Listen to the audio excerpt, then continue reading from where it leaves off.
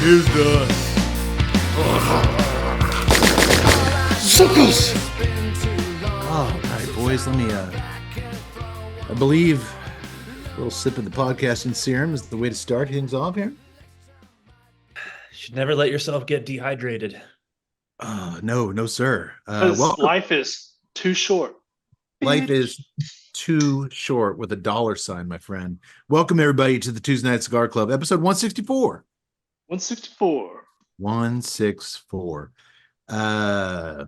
It's been a while, and the reason I know it's been a little while is because I was typing out my show notes, and I've used the same template for going on almost 10 years now, and I had to switch to a larger font so I could read it without my readers on during the show. Oh, getting old sucks. Boys, it seems like everybody's talking about Taylor Swift these days. And while I'm very much opposed to jumping on any bandwagon, my Chiefs, baby, I did stumble across a pretty cool story about Chiefs. My Chiefs. Okay, yeah. I did stumble across a pretty cool little story about the most powerful woman in the world. Yeah, I said it. Take that, Imelda Marcos. I think Taylor Swift is it now, isn't she? Imelda Marcos is alive anymore. Oh, is Imelda Marcos? Is that a dated reference, Imelda Marcos? I literally think she just had a lot of shoes. I don't think she was that powerful. I think that's badly dated. Take that, Oprah. There we go. Those better. I think it'd be take that Hoda. From Hoda and Jenna. I mean, I think we can all agree that Taylor Swift is the most powerful woman in the world. Take that, Marie Osmond. I agree to nothing that's being said. Well, follow me on this. Can anybody guess which musical artist finally bumped Taylor Swift from the top of Amazon's bestseller charts? Too Short. That was the Tut connection. That's it. Too Short. It is not Too Short. Should have been, but no, it's not. Man, is it Beyonce? She just dropped a new drip. The answer is 68-year-old Glenn fucking Danzig. Okay. Get this. So Danzig's 1999 vinyl album, 666, Satan's Child, was on sale for $11.55 on Amazon. The actual big, everybody's buying the big vinyl records now. But due to a glitch in their system, whenever somebody ordered the Danzig record from Amazon, they received a completely random album instead. So the message board people got wind of this, and word quickly spread. You could get a mystery album that's really low price for an album, $11. So everybody started ordering 666 Satan's Child, and then coming back and showing what mystery album they got. Some of the more interesting fact that they turned this into a thread in a game. Well, it's actually got a name. They call it Danzig Roulette.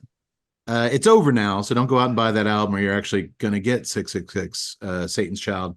But some of the more interesting results of folks plunking down $11.55 to play Danzig Roulette. Some dude got a Wham album. Another dude did an unboxing thing where he got there's a kids cartoon called Bluey. He got the Bluey sound. He got the Bluey soundtrack. So in under a week, over 1,000 copies of 666 Satan's Child sold before the glitch was corrected, skyrocketing Danzig to the #1 spot. Way to go, Evil Elvis, right? Yeah. I thought that was pretty cool. I saw an article where it's like, finally Taylor Swift has been knocked off one of the Amazon charts, and it's fucking Glenn Danzig. Well, speaking of Taylor, I'm disappointed that his actual album price wasn't $666. It should have been $16.66. You're right. Well, thanks for ruining my story, boy. Did what I could. Back in my day, it was $6.66. Can you believe, though, that's all it takes to get to be #1 on the Amazon record chart, is selling 1,000 copies in a week? Yeah, that's really the part of the Wow. story that floored me. I thought you were going to say like a million of these things had sold or something. Yeah, no, that's how many few people buy physical shit these days. That's Yeah. crazy, huh? Wait, speaking of Taylor Swift, every weekday afternoon I find myself sitting in my truck in the pickup line at the elementary school Crying. waiting to pick up my kiddo. About 45, 30 minutes out there. Many times I call up the doctor and we catch up. I'm sitting there, but when I'm not on the phone or doing anything else, I'll be sitting there wondering, what the mom in the Suburban in front of me in the pickup lines listening to, or what the probably Taylor Swift, or the grandma parked behind me in the Subaru. Sorry, Tud. What she's listening to, Glenn Danzig, 666, Satan's Child. But man, this was last week. I've been humming this song, kind of like you before the show. Tut, you had the song in your head and you couldn't place it. You didn't know you knew it was a Too Short song, but you didn't know. I was doing the same thing, but I was humming the beat, the chorus to it all day long. And it was driving me crazy. So I'm sitting there in my truck. I'm like, all right, I got a minute here. Let me pull up Spotify and I'll just type in. I knew that the chorus was something like, well, one, I knew it was from the 90s because it was on one of my favorite mixtape cassettes that I would play in my truck a lot. I remembered this song thumping in the truck back in the 90s. So all I remembered is the chorus had the word nutsacks in it.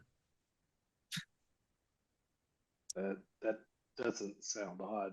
And I remember it was like either all these bitches on my nutsack or my big fucking nutsack. And I just kept going and going. And so I did Google search for like lyrics and nothing came up that caught any bells. So I could come home and dig through my thousands of CDs because back then that's what you had to have to listen to a song. So I know I own it, whatever it was. But I just pulled up Spotify and typed in nutsack in their search engine. Dudes, you would not believe how many songs pop up with nutsack in the title. There's even a band named Nutsack, a punk band. Just their name is Nutsack. Doesn't sound surprising. But the one that caught my eye as I scrolled through the endless list of Nutsack jams, it was like in the first three or four, there was a little ditty just titled Nutsack by rapper Lil Turd. So I was pretty sure it wasn't going to be that song that I was humming all day. Because even after decades of drinking, I would remember buying a Lil Turd CD back in the 90s. And I was pretty sure I hadn't done that. But I hit play anyway to see what Nutsack by Lil Turd was about. I can't wait till he matures and becomes Big Turd. Well, that, my friends, is when I went down the wormhole, deep down the wormhole that is the discography of Little Turd. Little Turd. Lil? Lil, no apostrophe after the second L, just Lil Turd. Yeah, okay. Lil Turd. So the track Nutsack begins with audio of Lil Turd placing a rather large Taco Bell order at the drive-thru. And the next thing you know, he's rapping about poop in his pants and poop getting all over his nutsack. But the crazy thing is, and yes, I realize it's really crazy already, is that Lil Turd, it sounds like an actual little kid. Like he can't be more than 12 or 13 years old. And on the cover of the CD, it's like a little kid, like a little, not much older than the kid I'm waiting in line to pick up. So I then obviously naturally clicked on Lil Turd's Spotify profile and listened to some other tracks like Shit in My Ass, The 12 Days of Turdmas. That one guest starred rapper Young Prostate. And then there was this banger. Have you guys heard of this banger? Cash and Ass. That guest starred rappers Lil Johnson and Lil Stinky. Lil Johnson and Lil Stinky also didn't use the apostrophe after the second L. That one, Cash and Ass, was mainly about farts and sharts. And they're kids, so they rhyme things like sharts with Pop-Tarts. So anyway, 30 minutes has gone by now, and I'm in too deep. And well, Simone in the Suburban is thumping Taylor Swift in front of me. I'm just basing out on Lil Turd. I believe the last song I listened to was his latest. He dropped a new track called Dick and Balls. And I think when that song was about halfway through is when I started wondering when my life went to total shit. Which actually sounds a lot like one of Lil Turd's lyrics. Finally, we have something in this story that has common ground. Wondering when your life went to shit. Yeah. Well, I think that song actually, Dick and Balls, was about pooping in somebody's shoes and licking booty holes, mainly. But I might be getting the tracks confused. And you needed 30 minutes of listening to Lil Turd to start asking these existential questions. Well, he only has like maybe 10 tracks. So then I had to jump over to Young Prostate and Lil Stinky's Spotify page. And I was just trying to get some answers. Like, are they in a crew? Do they just, do they roll together? Do they go to middle school together? Do they ride the bus together? Like, I just had to know. But then I was like, these can't be really young kids. This is impossible. So then, as I'm sitting there waiting to pick up my young girl, I start Googling Lil Johnson, Young Prostate. Now, keep in mind, Young Prostate is YUNG, but still. And as I was following up Googling Lil Johnson, I was going to see if there's any more information on that Dick and Balls song. I realized I probably just got added to at least a dozen watch lists. Oh yeah. Young Johnson alone. In those 2 minutes of Googling about Lil Johnsons. And then B, something good came out of this. I finally realized I should stop drinking sour apple Four Locos in the truck while waiting in the school pickup line. And I'm not going to do that anymore. That was last Tuesday, and it's been a week, and I'm still doing it, but I'm probably going to knock it off next week sometime. You're not, for my edification purposes, you're not going to drink the sour apple Four Locos, or you're going to stop coming to realizations? I am not going to stop coming to realizations because that's part of growing, but I'm just going to switch to watermelon Four Locos. I think it's the sour apple that's getting me in trouble. Yeah, good call. That's probably it. Yeah. So I'll keep you guys posted. And hey, listeners, if you want to join me on my journey to changing Four Loko flavors in the car pickup line, hit me up. We can. I would love your support, and maybe I could start like a GoFundMe where people can buy me my Four Locos. Anything's possible. Everybody else has one. You know what the worst part of the story is? Oh my God. Here's the worst part. All of it is the right answer, but you know how when you look at on Spotify, you pull up Taylor Swift and it says 127 million something listens a month. You go to Metallica, 25 million listens a month. If you go Lil Turd, under 50 listens a month. But then at the bottom, if you click on his artist thing, it gives you the top 5 geographic areas that listen to Lil Turd. Salato's and your area that gets updated. That gets updated. I checked at the end of every month. Dude, the biggest one was like 7 in some place in California. Next month, there's going to be like 30 listens from Salado, Texas. It's a tiny village. They're going to know it was me. I'm the only one around here who would do that. Yeah.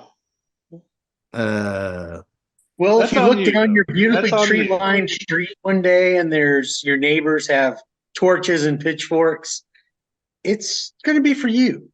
Do you think if they do crucify me, Lil Turd would write a tribute song to me? Would you want that? Probably Like talk Puff about Diddy, shitting on your grave.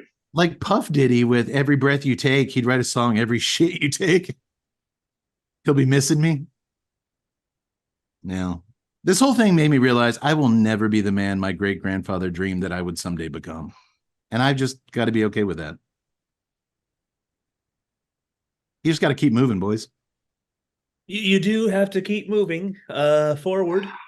Oh, and And I also do want to let's stress. keep this show moving forward. I also do want to stress the Tuesday Night Cigar Club does not have any beef with Lil Turd, Lil Johnson, Lil Stinky. That whole crew, I don't want beef.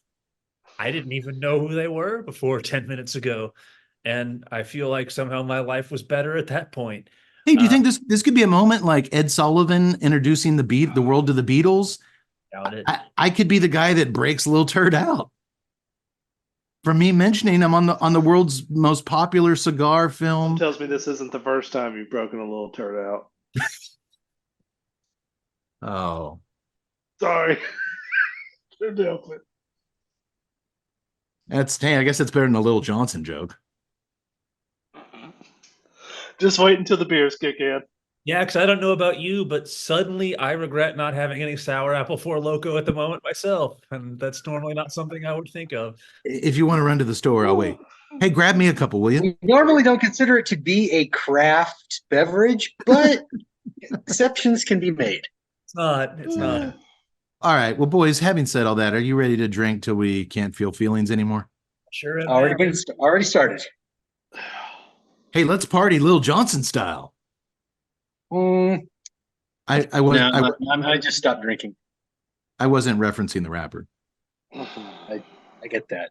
I'm sorry. You told me that in confidence. I'm sorry. No. Where am I? What's going on here? Oh yeah. Yak Boy, I know what we're doing here. What do we do every episode? Ooh, I know.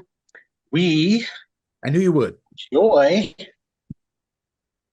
a fine cigar. Yeah. Oh, yeah. With a fine beverage. Oh, nice. With a cinematic masterpiece. Hopefully a good beer, hopefully a good movie, hopefully a great cigar, and we make them all work. It's what we do, folks. We've been doing it since 2015, for God's sake. So let me introduce tonight's cigar, because I don't know about you boys, but I need one. Mm-hmm. Tonight's cigar is the Red Meat Lovers by Dunbarton Tobacco and Trust. It is a 6x52. This size is referred to as the ribeye. It had a, before I took it off to check out the cold draw, I had a very tight little twisted cap on it. I wouldn't call that a pigtail cap. Would you, Tut? Do you still have yours on there? Yeah, it's like a little man bun. Yeah, the pigtail was the first thing that popped in my mind, but when I looked at it, yeah, it's not a tail. It's a bun's a good accurate term for it. It's a good accurate term. It is a Connecticut broadleaf wrapper, which anytime. Yeah, there you go. There you go. On the YouTube folks, look on your screen. Touch showing it to you. I'll have some pictures on the website. It has a Connecticut broadleaf wrapper, which anytime you hear Steve Saka is making a Connecticut broadleaf, you perk up and listen. A Mexican San Andres Negro binder, and fillers from Nicaragua and the great state of Pennsylvania. I will say price point for last. Tonight's cigar was blended specifically to be paired with beef. There's been cigars that are blended to pair with wine, to be paired with different styles of beer. To Steve Saka's knowledge and mine, his obviously being, he sits around making wonderful cigars all day. I'm listening to Little Johnson and being an idiot. He knows a lot, and he seems to think this is the first time a cigar has ever been specifically blended to pair with beef. Yours truly, podcast host and visionary extraordinaire Matt A. Cade, I wanted to do a video review of this cigar where we sat down at O'Brien's Irish Pub in historic downtown Temple, Texas, and smoked the Red Meat Lover cigar while we ate a juicy steak at the pub. Because that's really literally they're paired to go at the same time. But Tut was very much against that idea. No one's going to want to watch a bunch of losers eat steak. And so I abandoned it. I think you just don't remember how to work our microphones and cameras because it's been 4 fucking years and you just didn't want to do it. maybe that's true. But I still stand by. Nobody's going to sit there and watch four guys eat a bunch of steaks and drink beers and then smoke a cigar and then be like, "Hey, what are you talking about?" And then be like, "No, that's very good." I mean, No. we could edit out the chewing, especially if you're going to chew your steak like that. I mean, Cody cooks a tender steak, man. It's not going to be that. It's not going to be shoe leather, for God's sake. I have no doubt that Cody cooks a tender steak. I kind of agree with Tut on, that maybe the steak. Look, the steak is great. No one's talking about the steak. The steak is delicious. I kind of agree with Tut that maybe people don't want to sit and watch people eat. Well, we'll never know, unfortunately. Dunbarton's main man and master blender, Steve Saka, had this to say in a press release. Cigars and steaks go hand in hand, but to my knowledge, no one has ever actually developed a blend specifically created to be enjoyed intentionally together as a pairing. You would think this would be a rather straightforward task, but I took the responsibility very seriously in the selection of the various tobaccos to best complement the hearty nature of the beef. Did you boys eat red meat for dinner? I had spaghetti that had red meat sauce. Okay. Yaks, Yes, I did. what'd you eat? Sirloin. Oh, okay. I had pepperoni pizza. Still got red meat. Filet I mean, mignon. it's literally called Meat Lovers Pizza. Yeah. I forgot it was pizza night, and I screwed that up. Hey, babe, can you and the kids eat this $6 oven pizza? I'm going to run out and get a steak. It's for the podcast. Science. The cold draw, very earthy. Yeah, talk about that nice manure smell across the nose. It's got some rodeo stuff in there, Yeah, Hey. I do like me some rodeo stuff. some hay and other rodeo things, and then the cold draw's got some earth, a little bit of a kind of a minty, almost like a spearmint kind of a sensation. I'm going to light up. What do you think, Yak Boy? I would have to agree with that. I won't say spearmint, but I had just a slight sweetness on the Okay. cold draw. For Makes me. sense. Makes sense with the broadleaf wrapper. Tut, you already lit up. What are you getting so far? Mm-hmm. Well, one thing that I do like is that there's a bit of pepper across the palate, not just on the cold draw, but across the palate. We're not talking like You heavy mean cracked peppercorn, but just that nice soft black powder. Sounds cool. you mean Nice and you good. mean not just through the nose? Yeah. Okay, so you got some pepper through the nose, some pepper through the Mhm. draw, and that's it. Just a big peppered steak. Pepper steak, isn't that thing? Yeah, well, I mean, it kind of gets a little forward in there, and I love that taste coming across the palate. But I'm talking about the red meat sauce that I had because I couldn't mean red meat sauce. Are you getting notes of ragu and I don't cook with ragu. prego? I crush my own garlic, make my own, or I don't make my own, but I use tomato paste. Start with that. Get some broth in there. I mean, it's all right. I am definitely getting a nice pepper zing through the nose. There is a little kick on the back end of that draw. I'm getting kind of an oaky woodsiness with some earth. Well, I could probably agree with you on that, but unfortunately, I think my beer has said, "Oh, some of that nuance that you're hoping to get out of this cigar." No, you're not going to taste that. I have not taken a sip since I lit up. That mine will be interesting to taste as well. Well, you know what? I'll come back to the cigar once we're just a little more into it. But since you mentioned beer, real quick, Do mine. Tut, you're up first. Real quick. Speaking of food, they do have steaks at O'Brien's Irish Pub in downtown historic Temple, Texas. Yes, I do. But Yak Boy told me he came over to the house for a cigar the other day about a very exciting new menu item at the pub, and I asked him if he'd like to share it with our audience, and he was very eager to. He's been working very hard on this, and I personally cannot wait to try. Yak Boy, What you got? what's happening at the pub, man? Tell us. Or are you talking about the O'Brien's Pub Pizza? It's the pub. What? Yes. We are taking it upon ourselves to dabble in the art of making pizzas. All right. So is it going to be like a sad New York thin slice pizza, or are That's we gonna be talking about medium.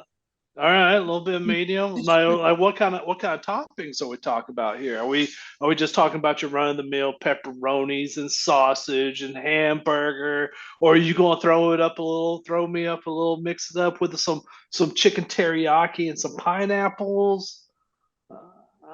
We will, yes, we will, against my, judgment, we will have pineapple. Oh, what about a, Others like it. what about some fig and prosciutto with some honey dribbled across the top of it? Tuck, can you just let Cody have his moment? Oh, Figs, I ricotta just got cheese. excited about pizza. Yeah, remember when I agreed with you a few minutes ago about not eating the steak at Yeah. videotape?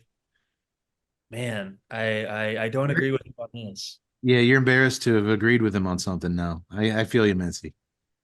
Figs, pineapples. You've been hanging out at the student center too much.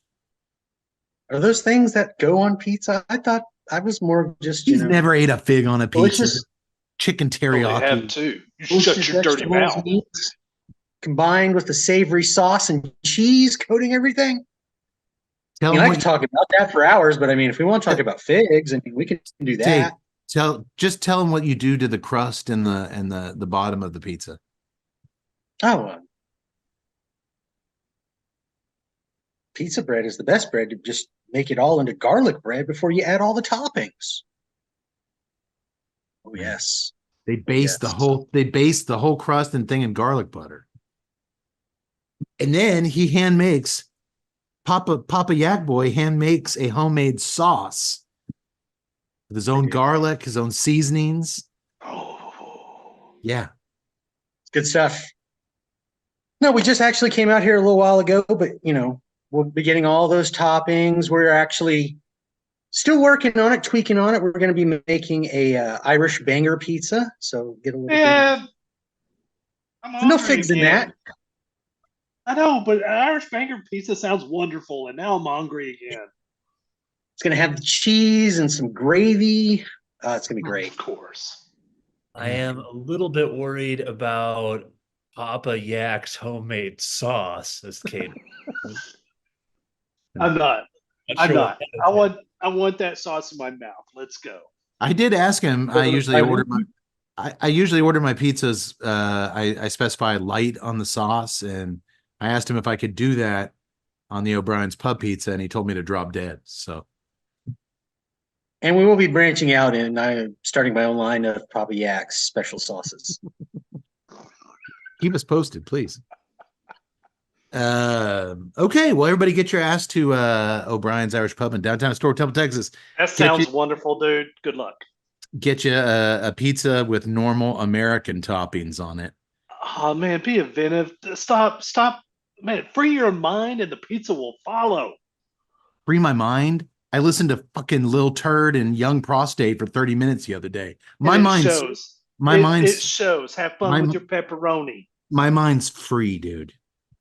No, it's not. No, it's not. I think both of you need to be institutionalized. You shut your mouth. Sorry.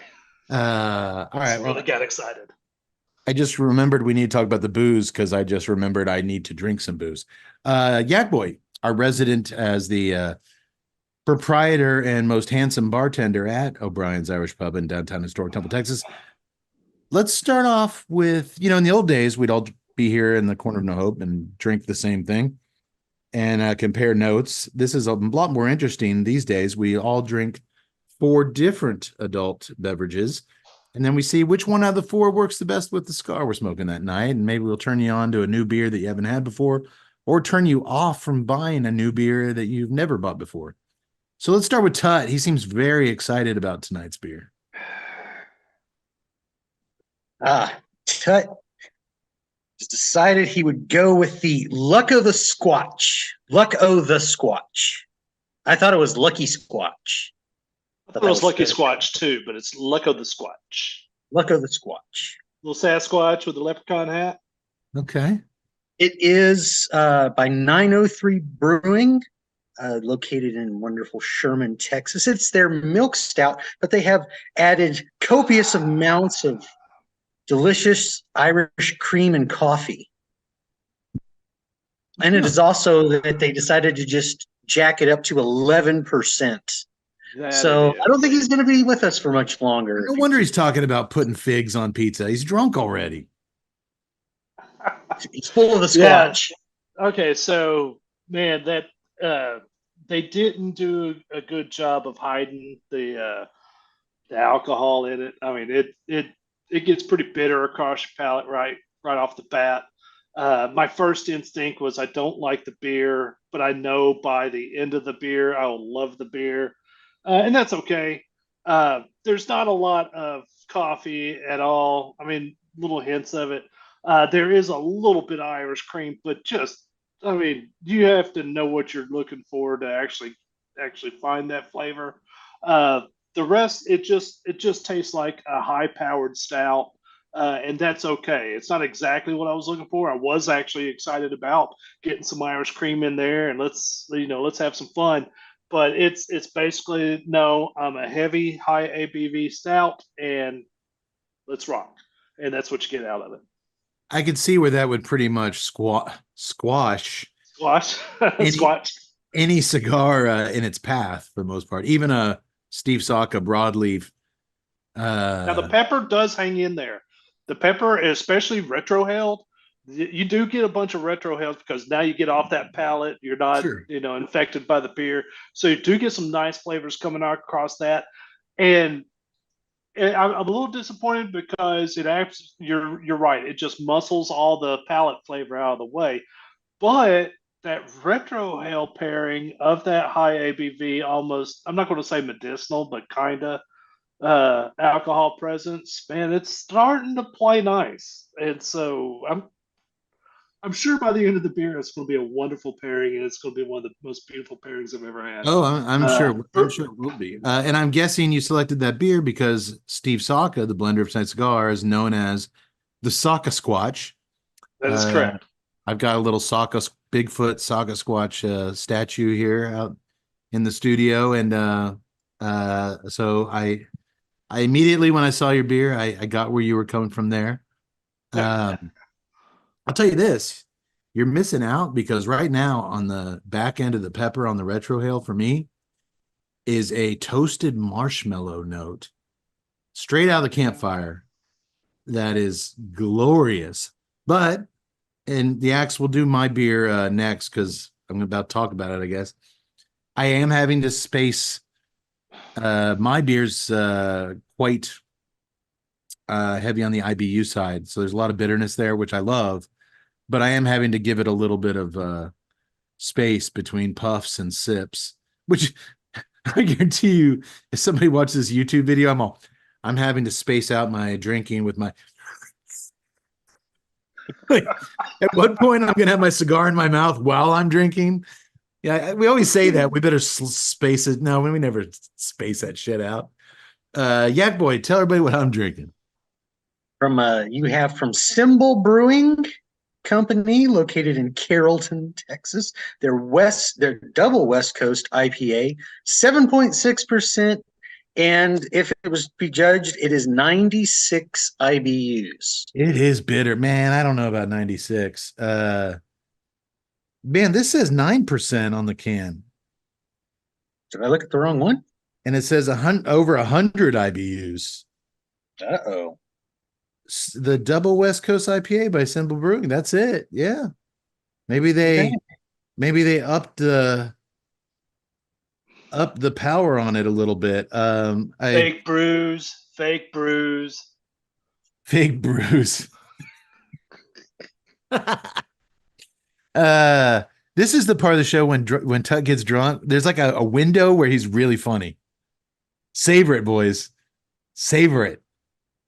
You know, it doesn't last forever.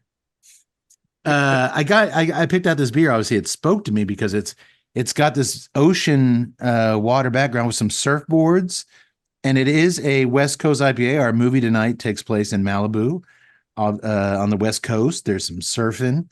So yeah, this one called out to me, and I don't know about over 100 IBUs. It is bitter. I really like it.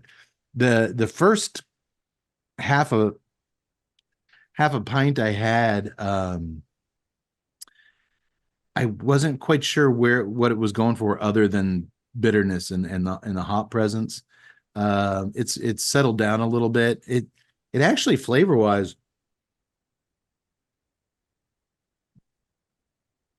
it's a tad malty and then bitter. There's no citrus or fruit or any kind of thing to ease up on that profile. It's just malts and bitter, but it's good.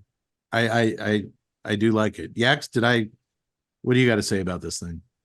Other than, did I say it all? You basically did. No. Okay, I'm sorry. Well, I mean, we've had the Symbol Brewing beer, another one back in episode 156. We both had their milkshake IPA, which at that time I don't think we were too fond of it because it was one of their IPAs that they added lactose to, and it just didn't jive well. Yeah, this is better than that. But man, I tell you what though, for $20 for 4 cans, I wouldn't buy this again. And that's I mean, yes, they're 16-ounce cans, but it's getting some of these things. And I realize small breweries are struggling. But that's, you got to give me more than malts and bitter for $20 for a 4-pack. And I do tend to drink my beers with a cigar, and this is certainly not, this beer is not going to play nicely with really any cigar. So yeah, Tut and I are swinging and missing on these beer pairings. Yak Boy, are you gonna save us? Are you gonna save our reputation? Did you bring home a winner? Perhaps I did. Perhaps I did. What you got? I have noticed the cloudiness, the haziness. Yes. I'm having the Electric Jellyfish from Pint House Brewing, also known as Pint House Pizza in wonderful Austin, Texas. This is their #1 hazy IPA, and it's well loved by many people throughout Central Texas. 6.5%, 73 IBUs, which I think is far too high. I'd put it about 50. Yeah, 60 tops. I love that beer. And it is wonderful. I mean, they hit this with this recipe. I mean, of course, it's got citrus, Simcoe, Zeka, Galaxy, Chinook, and a whole lot of other shit you just can't even pronounce. Just all in there. Just mixed it all together. I did love that Galaxy combined with the Chinook. Oh man, you put Chinook in there. Sign me up. And Galaxy hop. I don't laugh off the Galaxy hops either. Sprinkled it all in there. Man, I love Electric Jellyfish. Last time I had it, Tut, Yax, and I went down to see our friend, the musical partner of the Tuesday Night Cigar Club, Fritz Beer. He owns a bar in Austin called the Bon Air. And we went down there. We had a cigar with him at Tut's local lounge, the amazing Smokers Abbey in Cedar Park.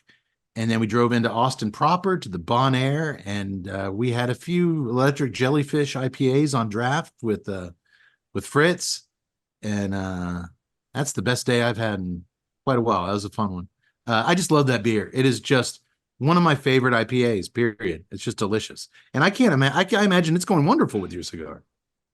Oh, it is. I was a little concerned because I was like, because of this, the amount of the hops, and just, it does have a fairly strong sort of sweet component to it. but and honestly, I think it works perfectly with this cigar. I mean, I'm still detecting a lot of the stuff, the retrohale, the spice, all that. And I mean, and I don't know if, I mean, obviously I'm one thing I do credit this, like I said, I had gotten just on that cold draw, I had a little bit of sweetness in that cigar. And of course, I think this beer sort of dialed that factor up on the cigar, but I don't think it's in a bad way. Yeah. Okay. Am I the only one who's picking up notes of A1 steak sauce on this thing? I thought that was I thought they just basted the cigar in it. That's why it was so dark. I'm still getting that toasted kind of real black toasted marshmallow on the back of the retrohale. And still the draw for me is earth and kind of mainly earth, but it's got definitely an oak kind of woodsiness on it. Does that There is a woodsiness, and yeah, because it's not quite as bright as cedar, so I think oak's pretty decent. Okay. Well, we have one more beer to discuss. The doctor is drinking with us as always. Doctor! And what's he got, Yax? The good doctor has the Oberon Wheat Ale. It's oh wait, Yax, no. sorry. I had to stretch all that out. I just keep writing it down for some reason. I don't know why. No one Never could- heard of it. Is that any good? Ring a bell. It's quite delicious. If you want to learn more about the Oberon Wheat Ale, revisit Tuesday Night Cigar Club episodes 153, 157, 161, and 162. Oh no, I had it twice. No. From a community beer company located there in Doctor's territory of Dallas, he is having the Mosaic Session Hoppy Pale Ale. That is 6%. And I've drank a ton of Mosaics, their standard line. I'd never seen this session from them before. yeah, they do make just a Mosaic IPA. That one we actually had back on episode 128. Yeah, I'm familiar with the IPA, not the session though. Oh man, I've drank it a lot. I don't have any memory of us having it on the show. Oh yeah, it was there so many times. So Okay. long ago. I won't interrupt you anymore, Yax. What else can you tell us? It's got 0 IBUs, but it didn't have a whole lot. They just gave a very brief synopsis on it, but Wait, I don't. It's an IPA with 0 IBUs? No, it's a hoppy pale ale. Oh, okay.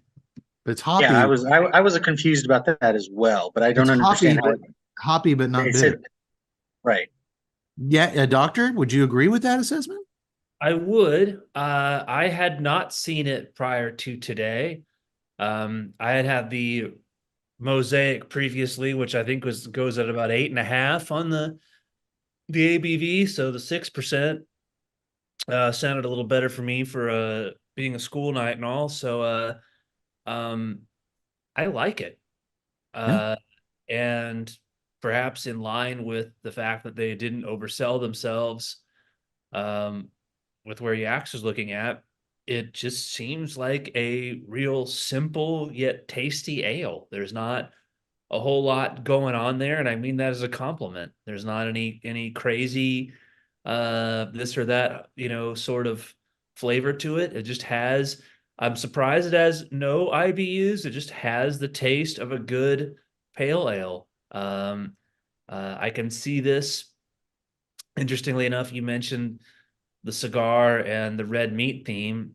I obviously am not smoking the cigar. I had a steak for dinner. It's been, a few hours now since I finished it, but I can see this being real good with a steak or even a good cheeseburger. But yeah, I'm digging it so far. Okay. I'll keep my eye out for it. Sometimes a doctor and I were talking about this recently with all these crazy beers and they just keep getting crazier. You go into a place that has a good selection and there's just 200 beers to choose from. And they're just, you get lost in the flavor descriptions and the mishmash of ingredients. And yeah, I think there is something to be said for just a simple, a simple good ale that doesn't, you know, when I was looking for a beer, I told the doctor, I was like, we're doing a movie tonight, Malibu Bikini Shop. And I'm looking at all these beers, trying to find something thematically to pair with it. And I see this beer, and it was like Malibu Express. And I'm like, oh, look at this. And there's a blue can, like, the Pacific Ocean blue. And I'm like, I did it again. Look at that. But then I look a little closer. It was a blueberry sour ale. And I'm like, who the fuck's gonna drink that all night? Who the hell's gonna drink one of those? Papa Smurf, maybe. Not me. I'm not gonna drink that. I mean, that's terrible. Blueberry sour. Thought you were about to say Papa Yak as he's working on his secret sauces. Hey, Papa Yaks might do that as he's grinding his garlic into dust. We're also making a blueberry sour pizza, so Can I put figs on it? Ugh. Don't sleep on it, man. Don't sleep on it. Well, doctor, I'm gonna keep my eyes out for that beer. Recommend taking ganders.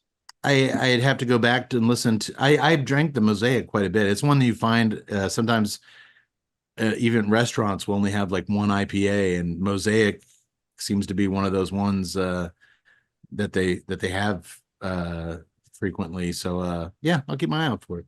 And you need to stop giving Doc a hard time about the Oberon Wheat Ale, because it's not like we haven't done the Shinerbach Oktoberfest like 3 times. That's true.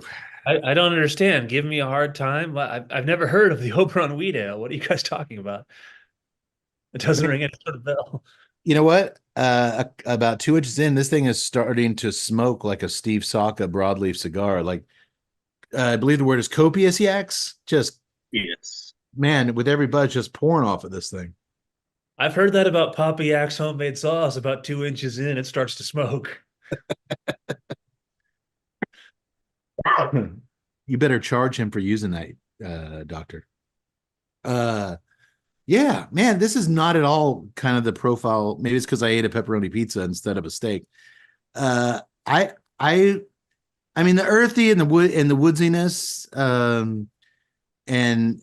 but man, this is kind of a pepper bomb. It's very peppery, or was that just me? No, it's not like, stinging pepper, but it's a good soft pepper note, and it's consistent, and it is forward. And it really, really zings good with that kind of sweet charred marshmallow on the nose. Nobody else is getting that, are they? Okay. Well, I'm going to stand by that marshmallow thing. You guys are going to. Yeah, see, I'm actually getting like a black cherry across the nose. All right, but it is a sweetness. Yeah. A muted sweetness on the back end of the retro. Mm-hmm. Okay, well, we can agree on that. Well, hey, speaking of tasty cigars, you know who makes some damn fine ones, Todd? It's been a while. It's been a while. Are you talking about our friends at Drew Estate? I am talking about our friends at Drew Estate. That's right. Drew Estate and the Tuesday Night Cigar Club have joined forces once again. We missed each other. I was wondering why I had too short in my head. It's time to get the party bouncing. We're going to get the DE party bouncing once again. And get this, Drew Estate has a stick out right now. Also a peppery little son of a gun that you'll definitely want to get your hands on. Dark, bold, and unapologetic. Blackened cigars. Oh. M81 by Drew Estate is an intense journey into the uncharted, deepest, darkest, and heaviest depths of Maduro tobacco. A masterpiece collaboration between Metallica's James Hetfield, Sweet Amber Distilling's Rob Dietrich, and Drew Estate's Jonathan Drew. The all Maduro blackened cigars M81. M81 stands for Metallica and 1981, the year they formed. By Drew Estate is rich and powerful, but beautifully balanced, offering tantalizing notes of leather, chocolate, and espresso that's perfect for both life celebrations and times of reflection. It's so damn good it will almost make you forget about the Black Album. That's how good the cigar is. It's true stay. It's his Also time. known as DE. It said good in times of reflection. Doctor, is that what you told me to stop doing earlier, or was that realizations? Realizations. Okay, I'm not going to do realizations anymore, but I can have moments of reflection. I would actually You should. say better to have realizations than reflections. Okay. That's true. Yeah, because I could, Looking I back. could, I could reflect back on sitting in my truck listening to Young Johnson and Lil Turd, or Young Prostate. Sorry, I don't want beef with these guys. I'm sorry, I screwed up your I name. would I'm say sorry. that you would be unforgiven. Oh. Kate is unforgiven. You've, I Sorry. believe Tuttle, you smoked more blackened cigars than any of us. Yeah, I'm a fan. I'm a fan. And to be honest, I didn't think I would be.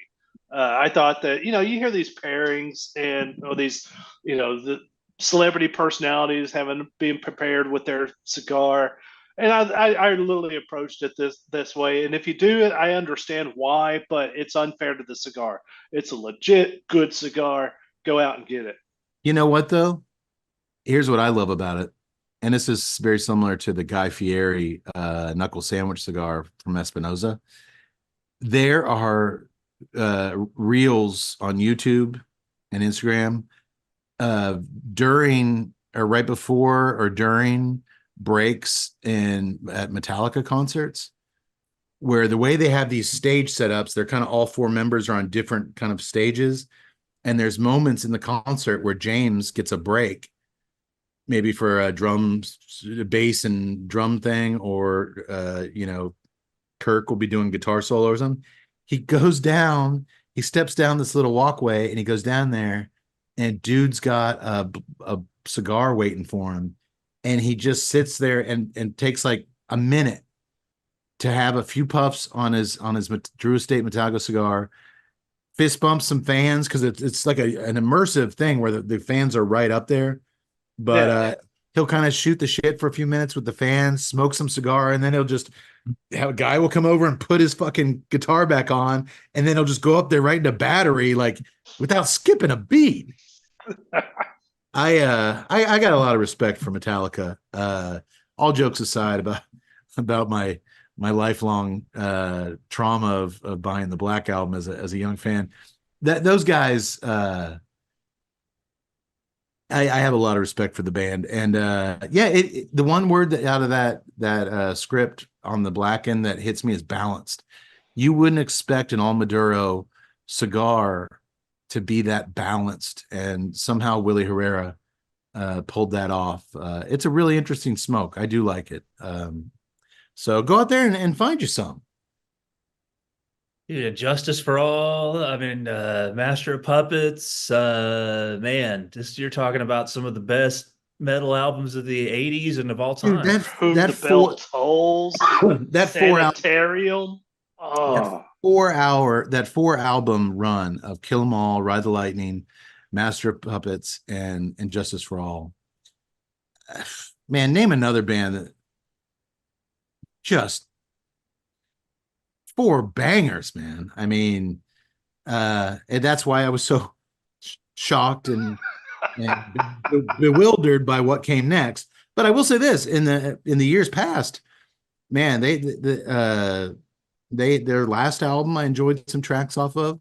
They got back to the 13-minute songs like on Justice, and man, and they're just still just really tight live. Man, I got a lot of respect for those guys. When we interviewed Billy Gould of Faith No More, I was really happy to hear when we talked about Faith No More opening up for Metallica and Guns N' Roses on what was the biggest at probably still the biggest rock concert in history. As far as I was really relieved to hear that he said Metallica treated them really, really well. And they Metallica was always real big proponents of Faith No More. So a lot of reasons to like those guys and to try out a blackened cigar. So get yourself to your favorite retailer, brick and mortar or online, and get you some. So, guys, it's been kind of fun and games up till now, but every once in a while, in the corner of no hope, we do have to pause for some more serious business. A few weeks ago, we lost Carl Weathers, an actor, director, producer, who to guys our age was a big part of our childhoods. I'll admit, I was kind of on the fence with Carl Weathers, but the strength and the response I got from you guys, especially Yak Boy and Tud, I was like, okay, man, you guys, you want it, you got it. So I've actually asked the doctor if he could just kind of start it up, and then I'll turn the floor over to you guys to say a few things so we can fill the boot of remembrance up in Carl Weathers' honor. While you guys are talking, I'm going to do that, and then well, I'll take it from there. But doctor, if you don't mind starting things off, let's take a few minutes to give Mr. Weathers the respect he deserves. Thank you, Mr. Cade, for that lovely introduction. Yes, the one and only Carl Weathers was born in 1948. I believe he was originally from New Orleans. I don't know how well known this fact is, but he actually played professional football. What? Not hard to believe looking at him. He No, played I had no idea. he played college football at San Diego State, where his head coach was Don Coryell, later of the Coryell air raid offense with the San Diego Chargers in the early 80s. Oh, wow. He actually played, if my sources can be believed, but Carl Weathers actually played a couple of seasons, was on the roster for the Oakland Raiders. And then played a couple of years in the Canadian Football League for one of the teams there. His career didn't last very long. I don't remember if it was due to injuries or if he just, was cut. I think it was, but he was. You have to look up like Football Reference or something. But he was with the Raiders. We're like talking like 1971, 72, something like that, and then he was on a team in the CFL. Obviously, that career was pretty much over by his mid-20s because, again, I don't know the reasoning. I don't know if it was an injury or if it was due to just, he didn't make the roster again. But he was a professional football player and did make an NFL roster with the Raiders. He went into acting, and not long after that, he got his penultimate role. Well, most people consider it his penultimate role. Probably the one he's most well known for mainstream wise was playing Apollo Creed in the Rocky movies. As the undisputed champ that the Rocky Balboa, the bum from the streets, goes up against and takes the whole distance, in a heavyweight fight with. Repeats his role in Rocky 2 and 3, and of course Rocky 4, where he fights Ivan Drago, played by Dolph Lundgren. So I think that's really what made him famous and put him on the map as an actor. To those of us on the Tuesday Night Cigar Club and people of our age group, I think that he has two more roles. It's hard to say they're more recognizable than Apollo Creed, considering the fame of the Rocky movies. But for us, he plays the CIA agent Dylan in the 1987 film Predator with Arnold Schwarzenegger, which if you grew up worshiping Arnold movies like we did and you've seen Predator, really, I don't know if there's really no way for me to accurately guess how many times I've seen it, but what a fantastic... Dylan, you son of a bitch. What is his fucking tie business? But he plays the CIA agent Dylan, and man, not hard to believe he was a football player. He may not have been as quite as built as Arnold in those days. No one was, but man, when they all shredded, man. When they all take their shirts off and start setting up booby traps by pulling trees down, he's jacked up, man. I think you could say that he and Arnold's handshake at the beginning of Predator is probably one of the most famous cinematic handshakes of all time. It is synonymous with the bro shake now, man. And younger generations I don't even know if they know the movie it's from, but the kids are still sending that GIF up on Sure. the on the And if you're streams. and if you're gonna have your bicep on screen right compared to Arnold's screen left, you got to bring it. And man, he sure as shit did. My real quick, Doug, my favorite Predator story was uh Carl Weathers said that he had never, he was like you say, he was an athlete, never touched tobacco his entire life. But every day on the set, Arnold had all these Cuban cigars, and he was constantly in between. He had like a little helper in between sets. And if you watch the documentaries on the behind the scenes of Predator, they'll show Arnold sliding down like the grassy jungle slope, and he gets to the bottom, and they're like, "Cut!" He's like, "Where's my stogie?" And this little guy runs out and hands him his stogie and lights it for him. But Carl Weathers said, so one night after shooting, we're all sitting around there in Puerto Vallarta, Mexico, and Arnold breaks out this box of Cubans, and he kind of Weathers laughed. He's like, "Man, I was hooked." He was like, it was, and he's like, from that moment on, like cigars were a really enjoyable thing for him to do, and Arnold got him on the set of Predator. I'm sorry, Doctor, continue. No, that's I was actually going to mention that because I had heard that at one point, like yeah, he approached Arnold and asked him about it, and he said, like you said, this is what I do to relax.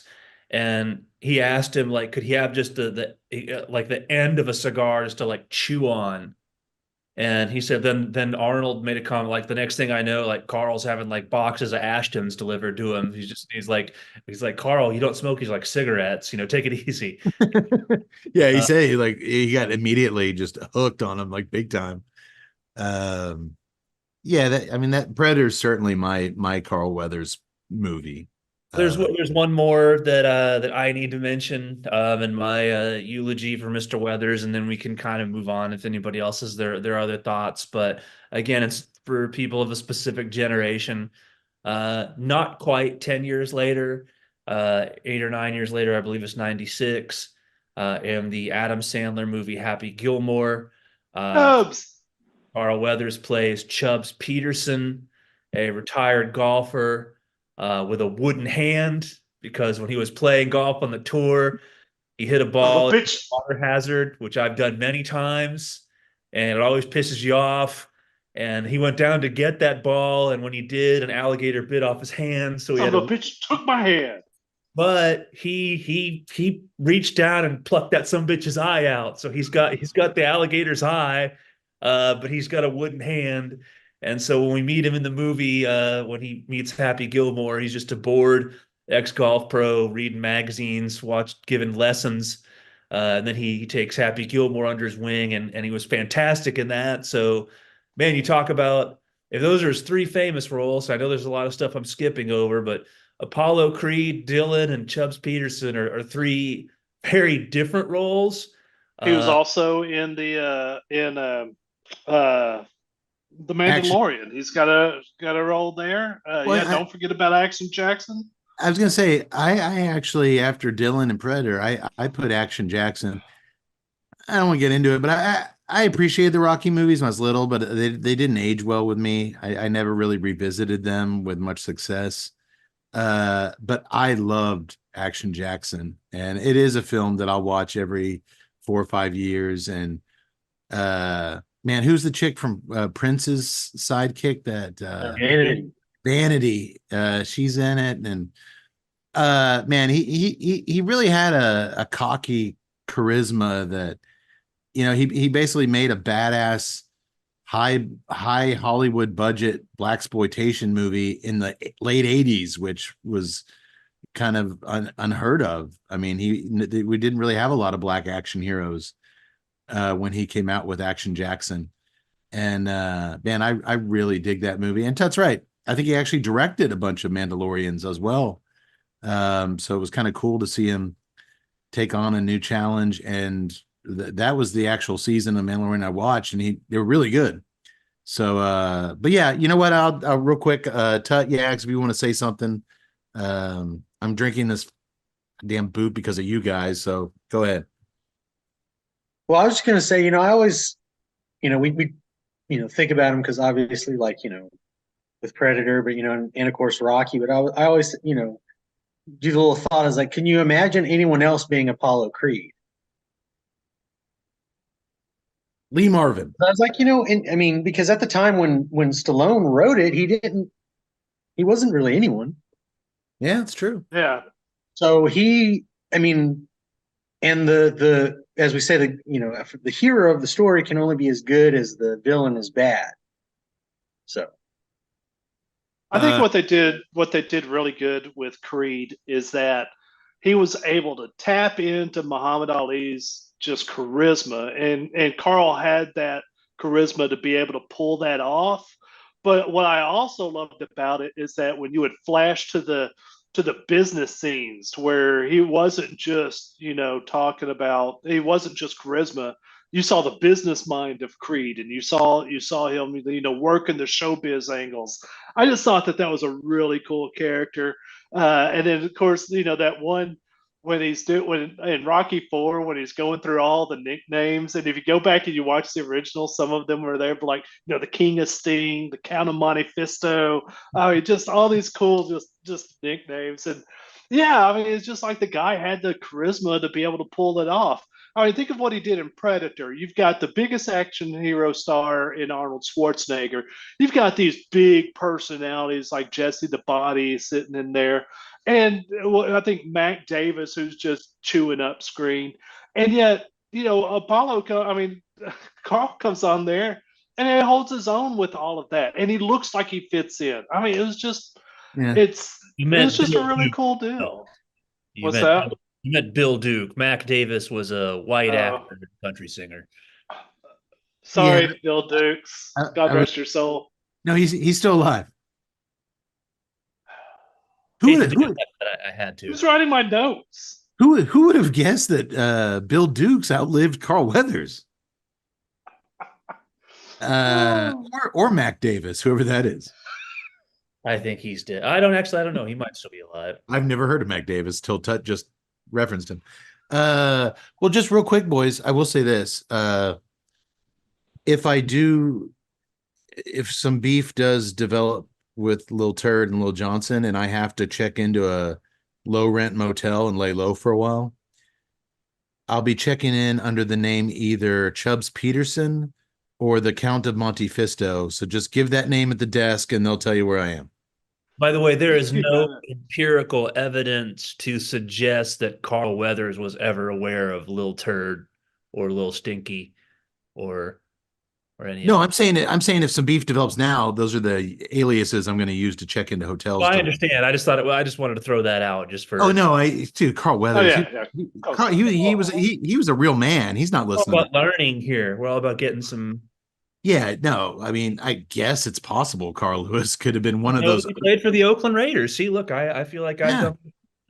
I guess Carl Weathers could have been one of those other 30-something people that listened to Lil Turd. I know that they're out there somewhere. It was in California. No. Just say I don't want to tarnish Carl Weathers' name like that. To the widow Weathers, I'm sorry, but here's how I'm going to make it up to you. What we do here on the show when we lose someone of cultural significance, an actor, a singer, you name it, someone that we grew up with that just kind of really sucks to see them exit this mortal world. What we've done here for many, many years is we fill the boot of remembrance in their honor. And by chugging this boot of beer, I will release Carl Weathers' soul from purgatory and let him fly up with the angels for all of eternity. And he died a couple weeks ago, so he's ready. He's waiting for this. I'm sorry. I tried to get a podcast to go sooner, but Tut's got schooling. It's a whole thing. I apologize. But here we go, boys. If you would. By the way, I am not chugging the double IP 9% IPA. I will be chugging the Sierra Nevada Nooner Pilsner. Something a little bit. Choice. I'm getting old, boys.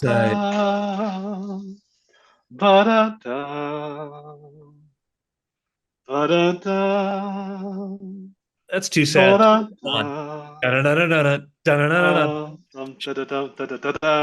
dun-dun-dun-dun, Dun, dun, dun, dun, dun, dun-dun-dun-dun, dun. Dun, dun, dun, dun, dun, dun. dun-dun-dun-dun, dun-dun-dun-dun-dun.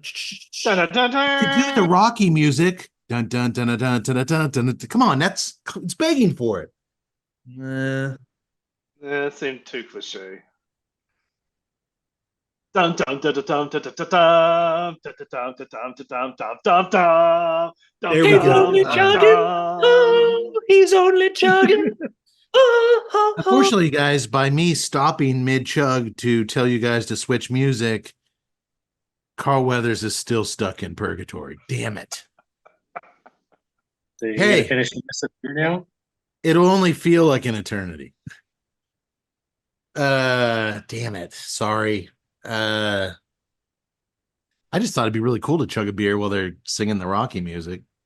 I was, and then you're like, it's the wrong one. Oh wait, I write the bylaws for No, he's good. He's in. He's in. If you pause, if you pause to make a musical recommendation, it still counts. So there we go. Rest in peace, Carl Weathers, a man of a lot of charm, a lot of talent, and he will be missed. Amen. Real quick before we begin the fire pit roundtable discussion of the show, Tut, I'm about halfway point in this. It's actually a relatively slow smoking cigar, and you started before me, and you're about the same point. So that's Well, I made a concerted effort to give it space and back off because I figured I was going to be through with this cigar in about 20 minutes. so. Tut's so far you've gotten pepper on both the draw and the retro, with some black cherry sweetness on the back of the retro and some woodsy flavors on the draw. I got the charred campfire marshmallow on the back of that retro with some woodsy and oaky notes. Yak Boy? Mm-hmm. I'm about right there in the same. I mean, the pepper has and those have stayed, like you said, in that retro hell. I'm still getting that every time I do it. So Okay. that sweetness I had, I guess I don't know if the beer or if I've just my palate has gotten used to it, so that's gone. But for Well, I wish, Yak Boy, we could tell people how it paired with your steak you had for dinner, but apparently that would be stupid. So we didn't do that. But it just in all seriousness, And nobody wants to see me eating with my mouth full. again, that's why we edit things. Are you guys just enjoying the cigar as not a pairing creation? Forget the genesis of why the cigar was blended the way it's blended. Are you guys enjoying the cigar just as a cigar? Yes. very much. Yeah, me too. And in fact, that's the way I prefer it. With all due respect, Mr. Saka, man, to me, when I hear it's blended for a steak, it's just like, man, are you sure you're not approaching on a gimmick? Because it sounds like a gimmick. Well, no. And if there's one person who doesn't need gimmicks, it's Saka. But keep in mind, this was blended. There is a Red Meat Lovers Club who does charitable work. This was originally blended for them as their club cigar. So I 100%, I think we all know Steve pretty well at this point. We've had him on the show 4 or 5 times. I have no doubt that he actually took into consideration. Now, I'm not saying he was down there. I don't know if this was made at Hoya de Nicaragua's factory or wherever, but I seriously doubt he was in the rolling room with a porterhouse and little bunches of tobacco and going back and forth. But I do know, I think his thought processes, and I don't think he's bullshitting at all. Not that you accused him of that, but I really do think he tried to develop a cigar that pairing would make sense. No, I'm not saying that he didn't. I'm just saying that he didn't need to. I mean, to me, that was the mission he was given by the Red Meat Lovers Club to make them a cigar. It then went on to become a smoke-in exclusive cigar for quite some time, and now it is available to all retailers as a regular Dunbarton offering. So, okay, well, whatever it is, I like it. How's that?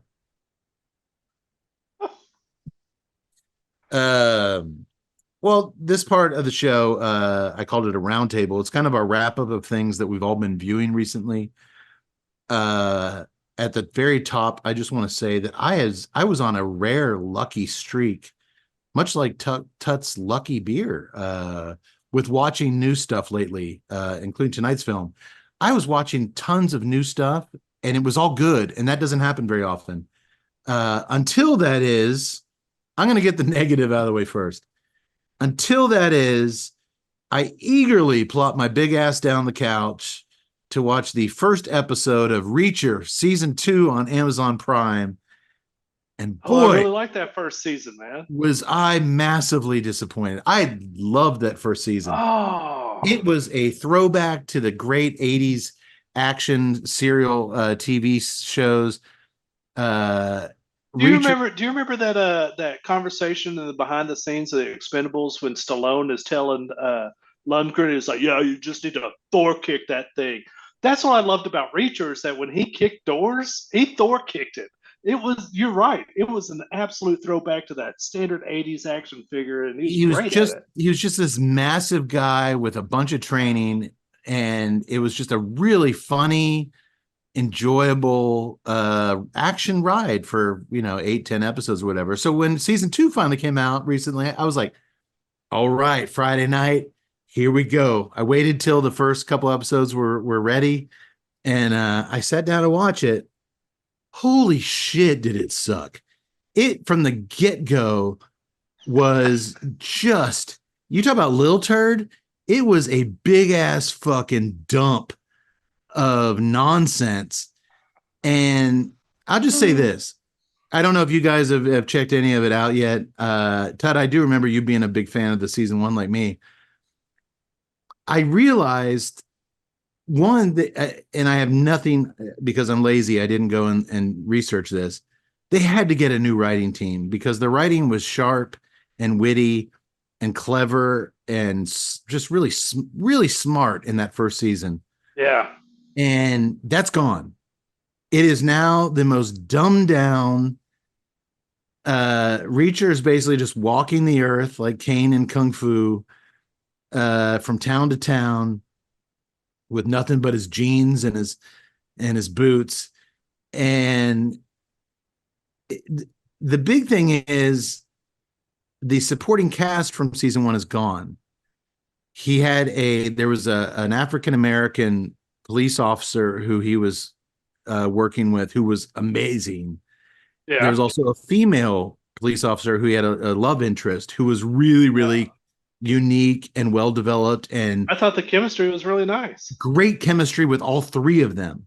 With them gone, they saddle Reacher up with this chick that he used to work with special ops in the past. She was part of his military special detectives unit. She and he have no chemistry. She's not interesting. She's not a well-rounded character. She's not an interesting character. She's just kind of around to tell Reacher how cool he is. And without those really good actors and writing supporting him, Reacher is basically Frankenstein walking around America just punching people with nothing to. And here's the big one.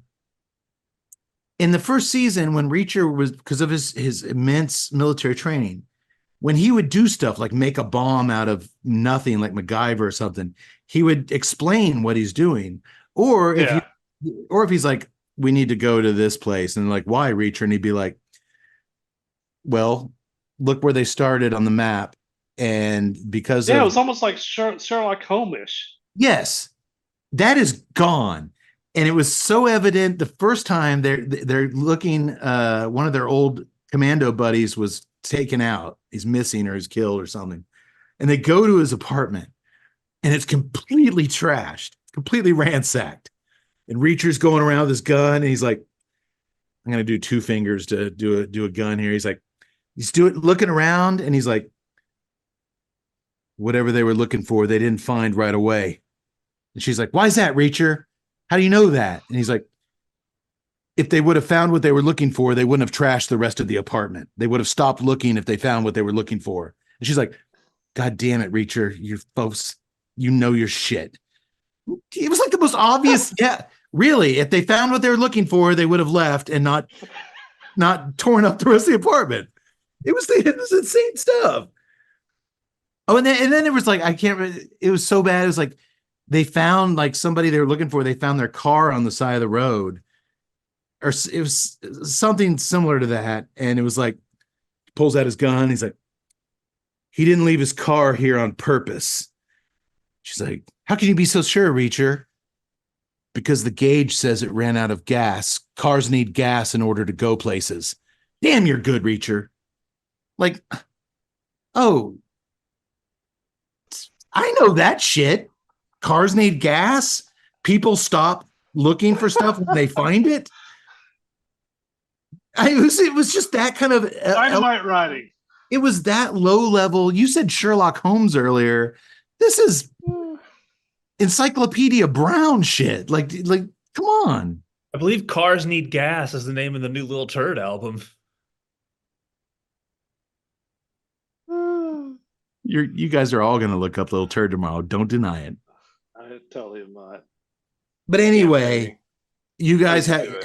have you Tut, have you watched any of season 2? No, my time is so limited right now. We were talking about it, and you were like, it's a crap fest, and I was just like, I don't need that in my life right now. So, based off of your opinion of it, I said no. Yaks, I do move the needle. People listen to what I say. Yaks, have you watched Damn, any you're of season good, 2? Cade. Yes, I have watched the second season. I thought it was fine in that it was just, like Don't you agree though? He's kind of like Chewbacca. He's like this Wookiee without Han Solo. Don't you Well, talk down and- about Chewbacca? Well, without You Han know, Solo, that- he's just a big dumb ape. No, he's not. He's You know, got and you know feelings. that- this always happens. And I was like, I'm thinking someone somewhere was like, that first season was good, but they themselves were like, it was just so hard to follow. I didn't really they didn't explain everything, and you just get that Don't feeling forget like they someone's also had like, the writer make strike. it dumber so that I can understand it. Yeah, they did not need to dumb it down. It was not hard to understand. There was a generic bad guy. It was very Roadhouse, like a rich guy in town. Well, it became so formulaic. I was like, after about halfway through, I was like, I don't really need this to end, because by the end of this, I don't feel. It's like I feel no sense of dread here. Okay. I know how it's going to end. Well, folks at home, let me know if it gets better. I can't believe it does after that first episode, but let me know. Let's move on to some positive things, though. I just want to get that out of my system. Enough about the bad stuff. Doctor, Yes, sir. I need to mention right off the bat here that you are officially back in action as far as cranking out some stellar film reviews over on the Tuesday Night Cigar Club website. Folks, head over there right now. In the last, 2 weeks, we've got the doctor's review of a really funny original comedy from the Please Don't Destroy comedy team called The Legend of Foggy Mountain, which is streaming on Peacock.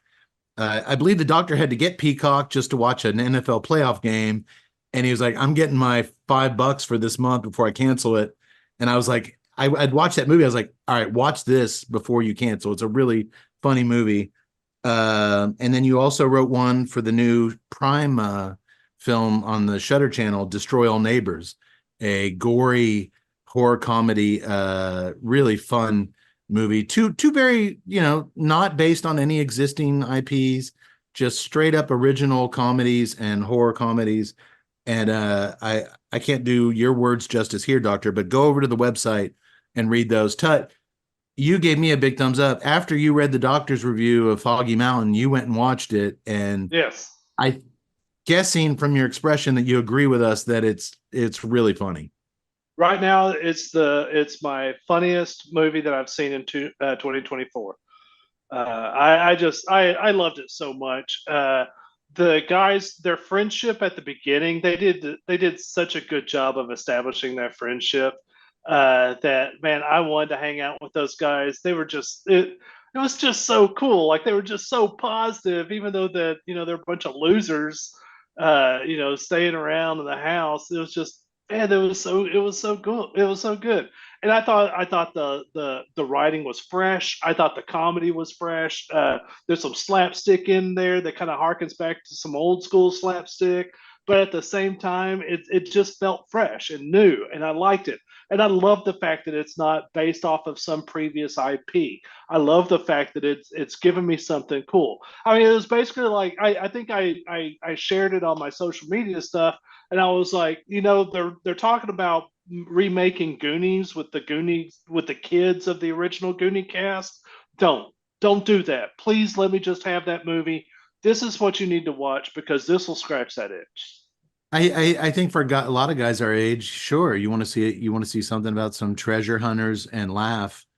It's way more satire and it's not nearly as saccharine as the Goonies, if that makes sense. But Oh, it's raunchy as fuck. I love it. SNL, I'm one of those guys that no matter what still checks out most SNL stuff. I think And people are sleeping on it. and the Please Don't Destroy, this team of 3 writers have usually every SNL episode they'll do a short little comedy skit, pre-taped comedy video, and it's usually one of the best things on the show. Yeah. So that's why I gave it a watch. And man, yeah, it's if you like to laugh and you're not so cynical that you can't laugh nowadays, I feel sorry for you because that's what this movie's made. It's just made to make you laugh. And they managed to get Conan O'Brien in this thing, who does not do movies or acting, and he was hilarious. No surprise, he was great. So yeah, go out there, read the doctor's review, go watch it, then watch the doctor's review. And also, Destroy All Neighbors is a really interesting film about a musical engineer working at this low-level recording studio who over the last decade has been working on his own prog rock masterpiece in his spare time. But what really speaks to you as a creative person is, and his girlfriend finally calls him on it, is like, I just need this and this to happen before I finish my album and stuff. And it's like, you have nothing but spare time. You can finish this. You've gotten way too comfortable making excuses. But by then it's too late because this new guy moves in next door who I didn't even recognize until after the fact is what's his name, doctor? Alex Winter of Bill Alex Winter from Bill and Ted's Adventure. and the Lost Boys. He's Ted. Yeah. And he's got so much makeup on you can't. Am I right that he's Ted? Keanu was Bill, right? Yeah, Bill S. Esquire. Okay. But dude, he's so Wait. kicked up in prosthetics, you would never know it was Alex Winter. No, he might And- have been Bill. I don't remember. It was a great makeup job. I just one caveat that I do mention in the review is as you pointed out, is a horror comedy, but it is if you're squeamish, it's a splatterfest. Like all good horror comedies, whether it be Peter Jackson's Bad Taste or Shaun of the Dead, there's lots of blood and lots of body parts, and it just makes it that much funnier. And the lead guy plays it all very straight until the very end where he gets loose. But he's great, and everybody's great in it. And it's just like I said, we were on till I watched Reacher. I was on such a good kick of just checking it out, and I probably would never have pulled the trigger on Destroy All Neighbors if the doctor hadn't done it first and wrote a review of it. So Yeah, it's on my radar now. count me, doctor, as one guy that read your review and immediately went and watched it and did not regret it. Yeah, really, really fun movie. It's not none of these things are investments in time. It's an hour and a half for a comedy or a horror movie, and it's original. and it's people actually giving a shit, and it's funny and clever, and yeah. So go watch it. That's if you want more of this shit, you gotta stream it so it gets the numbers to where people are like, oh, they want this. So go out and soak in some of this shit instead of Reacher season 2. Thank you for this. I don't have beef with Little Turd, but I got beef with Reacher too, baby. There's Mr. Cade. Yeah, I was just kind of moved to sort of get back into writing some reviews. Having to pay the $6 to watch the NFL playoff game was even an impetus in itself. And I'll just say that coming up here very soon, I have watched Eli Ross Thanksgiving, and which I enjoyed, and I'll be getting a review to you on that here pretty soon. I can't wait to read your thoughts. It is now just dropped this weekend on Netflix. We don't often get slasher movies that actually come to the theaters these days, but Eli Roth had the holiday tie-in with Thanksgiving, and he's got a pilgrim slicing people up. I was going to watch it anyway, but I can't wait to read your take on it beforehand. So, dude, I'm just really glad to have Doctor back in the saddle on the, I get these little reports from Google on our search traffic and our viewing history. And it's like every month it surprises me. It'll be like, this cigar got your number one amount at your review of this cigar. This episode got there. Always in that top 3 is like the Doctor's review of Atomic Shark, or a big one is the Doctor reviewed a book, Running with the Devil, the Van Halen biography. That comes up. A lot of people search and find that.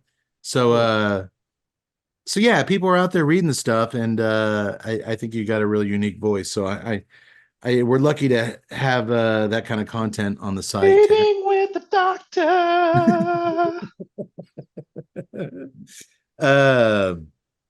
Well, hey, speaking of fun movies that lack an agenda and make you just smile for an hour and a half, 2 hours, Yax and I found this out. We both actually, 2 movies that I wanted to talk about, we've both seen and we both liked, thankfully, that fit that criteria. They're fun and they just take you away for an hour and a half. The first one, I think, Yax, you saw it in the theater.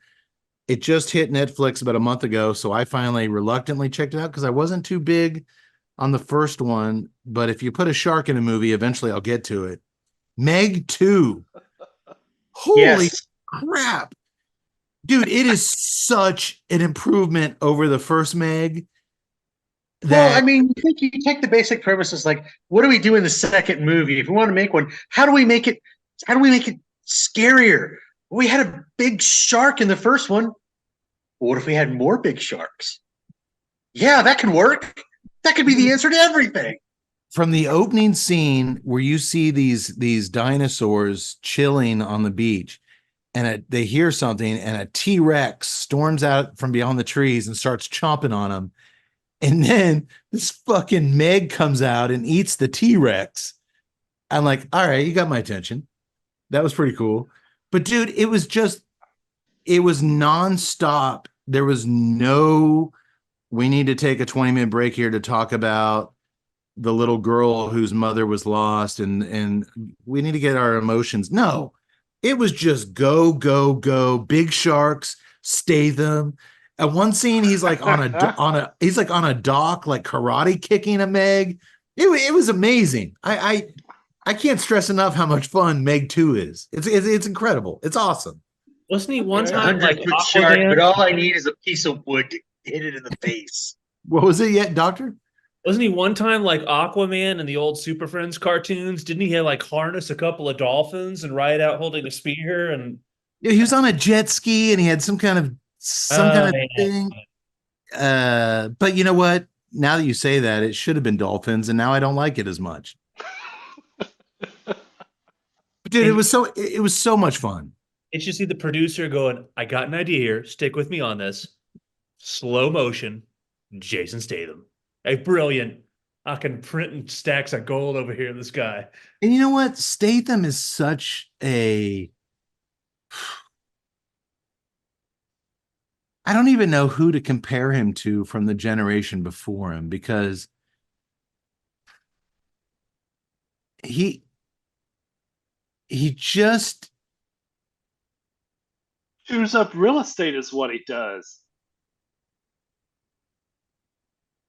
you know I'm what? sorry. There's that scene in the original Transporter where he's fighting. He's like all kickboxer looking. And he's just doing this little stuff and doing this little stuff, and just that one little movement, I was like, dude, this guy's going to be huge. I mean, But I think he's the closest thing maybe to what Chuck Norris was in the 80s, in that you ran. no, he's got way more charisma than Norris. See, I don't think he has that much charisma. He's got a sense of humor, but so did Norris in some things. But you just know what you're getting. Arnold mixed it up, whether it be Total Recall or True Lies. There was some Yeah, but I variation. think like Meg is the first time he's ever actually gotten to present his sense of humor on screen, besides being like, I'm a badass and I said something funny.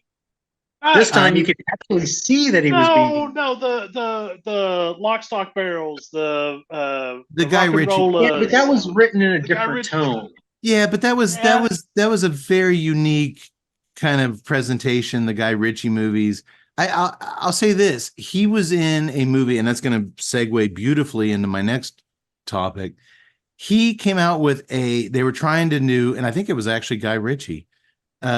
They wanted to launch a new franchise, like a new James Bond, and it was called Agent Fortune.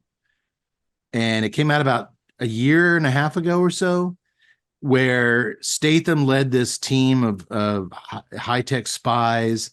What's the really cute chick from Parks and Recreation? Oh, Aubrey. Yes, what's her last name? Plaza. Aubrey Plaza's the tech girl. Statham is the main Agent Fortune, but they're on this worldwide spy mission, and the bad guy is this billionaire, crazy gun smuggler played by Hugh Grant, a cigar chomping, fake tan Hugh Grant. It's the best thing I've ever seen. I love it already. Oh, it's the best thing I've ever seen Hugh Grant in.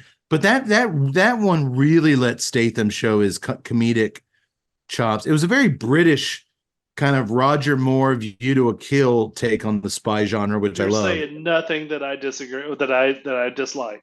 Check out Agent Fortune. But that was really good. But that leads me into the movie I just watched this weekend in the theater, and I was surprised when Yax came out for a cigar Sunday night. I was like, hey, it was a big deal. I went to the movies that day because I never go to the movies. He goes a lot. And he's like, wow, what'd you see? And I was like, I went with my wife and my 13-year-old daughter. It's very rare. There's something that we all want to, or they wanted to see it. I went just because I wanted some popcorn. But I thought I'd probably get out of this one unscathed. And I did. Have you guys seen the trailers? It's out in theaters now. Argyle. Yeah, I thought people were panning that. Oh, they panned Agent Fortune too with the wonderful Hugh Grant. Yeah, that's the one with Superman, right?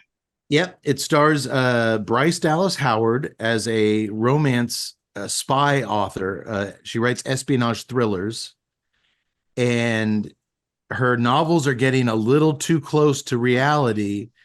So she has to be taken into custody by real spies. Her fictional spy that she writes about, Agent Argyle, is played by Henry Cavill of Superman fame, but he only exists in the imaginary, her fiction world. And then she's goes on this whirlwind adventure. I'm not even going to go into all the twists and turns. Yeah, don't. But it is ridiculous. It is not meant to be taken. Both Yax and I watching it had the same thought. This reminds me a lot, and this is a compliment, of Hudson Hawk. Yeah, It okay. is a big budget Looney Tunes farce where if they have an idea, they just try it and go for it.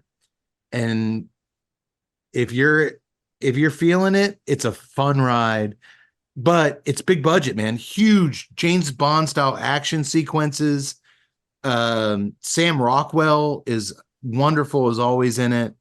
Bryan Cranston as the evil spy boss trying to stop things. My daughter wanted to see it because there's a pop star, Dua Lipa. She has a small part in it, so that's what got her there. She's in it for the first 5 minutes, and that's it. My daughter was like, "I got to sit here for 2 more hours." Dua Lipa's gone. But no, it was fun, man. It was like, man, if there was more of this, I'd go to the movies more often. It was over 2 hours of just ridiculous. I'm watching money being thrown at the screen. This thing was so expensive, and I get why people hate it, but I loved it. What's your Yeah. Okay. Well, and I agree with him. I didn't know much about the movie in the beginning, so when I went to go see it, I'm like, all right. And within about the first 15, 20 minutes, I'm thinking, okay, this is going to be more along the lines of like, a play on Romancing the Stone, where the writer gets involved in what she's been writing about or something when it comes to life, so to speak. Yeah. But as the movie progresses, like I said, we said it just went down that rabbit hole where it's like Hudson Hawk, and the premise just keeps getting a little bit more silly, but all at the same time it gets a little bit more entertaining. Yeah, and I look forward to it then. As it got sillier and more ridiculous, the entertainment factor just kept climbing, and I really liked it. Would you like to swing on a star? And yes, Moonbeams home in a jar. and yes, of course, my wife was there just for Henry Cavill, who I realized I'm not going to blame her for that. I'm sorry. When I was watching it, I realized I've only seen him in one movie, and that was that horrible Batman versus Superman. I've never actually seen the guy do anything else. Oh, he does a good Batman. He does a great Witcher, or he used to. She's a big fan of that Witcher show. I thought only chicks watch that. You watch it? Of course. Lots of people have watched it. I've watched it. Oh, I thought at least 3 times. Well, he's just I haven't finished the last season. Is it good, Jack? Should I go ahead and go for it?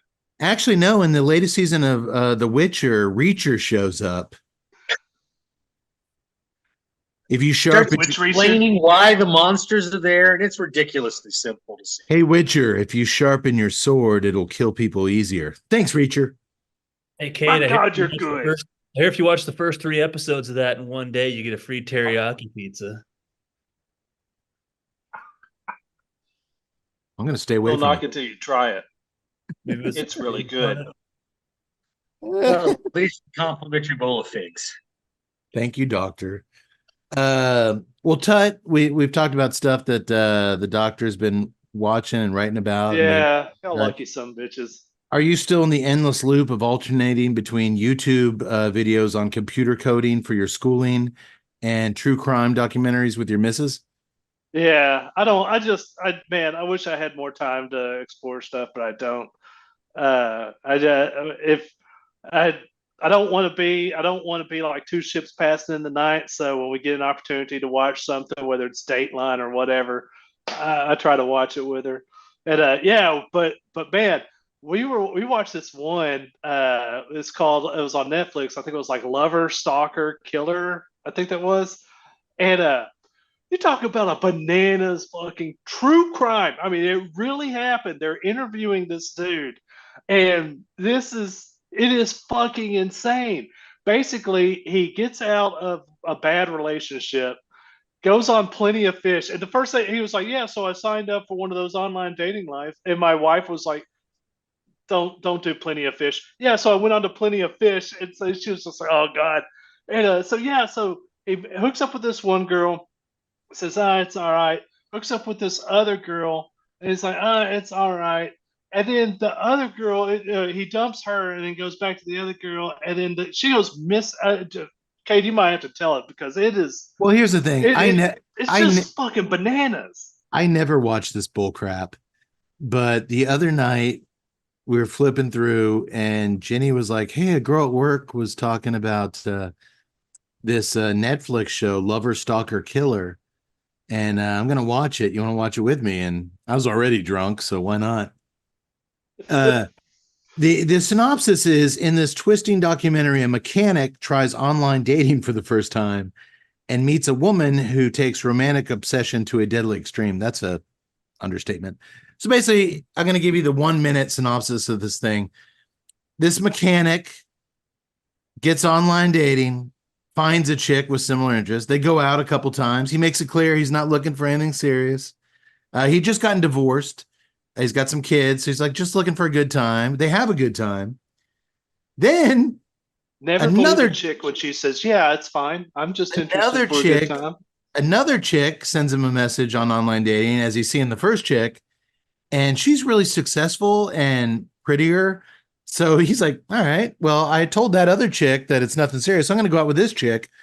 As he's takes this chick back to his apartment, the first chick shows up and he was like, all right, this is kind of awkward. Sorry. Jane, this is Jill. Jill, Jane. This is kind of weird. The next day, the second chick goes missing. Nobody ever sees her again. But he starts getting text messages from her. I hate you. I'll kill you. And he's like, this is very out of character for her. She was really cool when we hung out. Turns out the first chick killed the second chick, hid her body. They never found her body. And never took her phone and devices and is just stalking this dude. Oh, and he goes back to the first chick who's stalking him. So as they're together, she's sending him. He even goes back to her, and she's still just saying, "I hate you. You are fucking. I'm going to ruin your life." Yeah. So he's like, you know what? Eventually, it got too much. So I packed up my bags and I moved to a new city. Here's the great part about it. So I just packed up my shit and I moved to another state. Within a couple days, I got bored, so I opened up my online dating profile, and within seconds, she found me and started. Dude, he didn't learn shit. He immediately. Think about that, man, because that girl, she wrote like dozens upon dozens of fake profiles, dating profiles, just trolling for this guy to get him to get into one. He goes and he hooks up with Catherine. Yeah, you seem nice. How you doing? And then all of a sudden gets a text. I got you. It's me, motherfucker. You're gonna die. So meanwhile, my neighborhood. Plenty of fish, you guys say? The doctors need some. Yes, plenty of fish, doctor. I don't see what could possibly go wrong. This sounds like an interesting Saturday to me. But the dude. Oh my god. The thing is, and then we'll move on. Man. The dude, Tuttle texts me something like, "Man, this fucking idiot." And I'm like, "No, man, Dave rules." He's telling his story. He's got this leather jacket on. He's about in his 50s. He's got a beard. He's kind of a cool dude. He's just like, man, I just like to have a few beers and hang out with the ladies. And it all just kind of blew up my face. And he's like, and then next thing I know, fucking Jill burned Jane's house down with her fucking dogs in it. That's a bit much. This chick, the crazy chick, burnt her own house down with her pets in it to frame the dead chick she had killed. It was crazy. Wow. And it reaffirmed I'm never going to watch one of these stupid things again. I watch them all. I know, and my wife now is totally on board with that. But I like other things. I'd like to point out, too, all jesting aside, hearing this story also reaffirms something for me, which is my total resistance to ever going on any sort of dating website ever again for the rest of my life. So if you watch this, you won't. Oh, you will. Yeah, I wasn't planning on it, but this just since Cade said reaffirmed, that thought I was like, yes, I have reaffirmed as well. So I'm glad you guys shared this. We mentioned Metallica earlier, Doctor. There's another metal band this movie reminded me of. Perhaps you're familiar with Iron Maiden's track "Run for the Hills."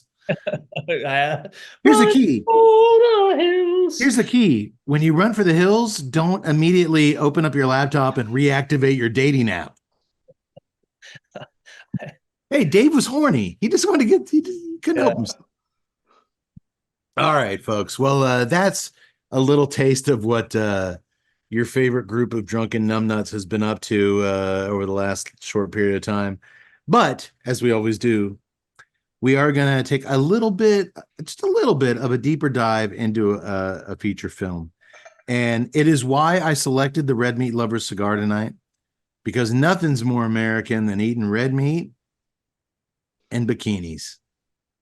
Oh, And tonight's movie is 1986's The Malibu Bikini Shop. I guess tonight's our America episode. We're drinking beers, we're smoking red meat cigars, and we're talking bikinis. man. Just like it was 1986 back in the good old days. Man, a lot of shit in this movie you could never Except we do. wouldn't be drinking these fancy craft beers. We'd be drinking like Budweiser. We'd be drinking Budweiser like one of the heroes of tonight's movie. I will preface it with this. This is one of those 80s TNA flicks that escaped me in the 80s. And the doctor actually somehow saw a trailer or a mention of this movie, and he told me about it, but he was like, I can't find it anywhere to watch. And so then I went and did my thing where I spent 30 minutes and I found a pretty decent copy of it on YouTube. And then he watched it, and then I watched it, and that's how we got here. Does that sound right, Doctor? It does. Actually, I was looking for a movie of this ilk, and it was on IMDb. I forget what I was looking at. It was one of those people who watched this movie also watched this.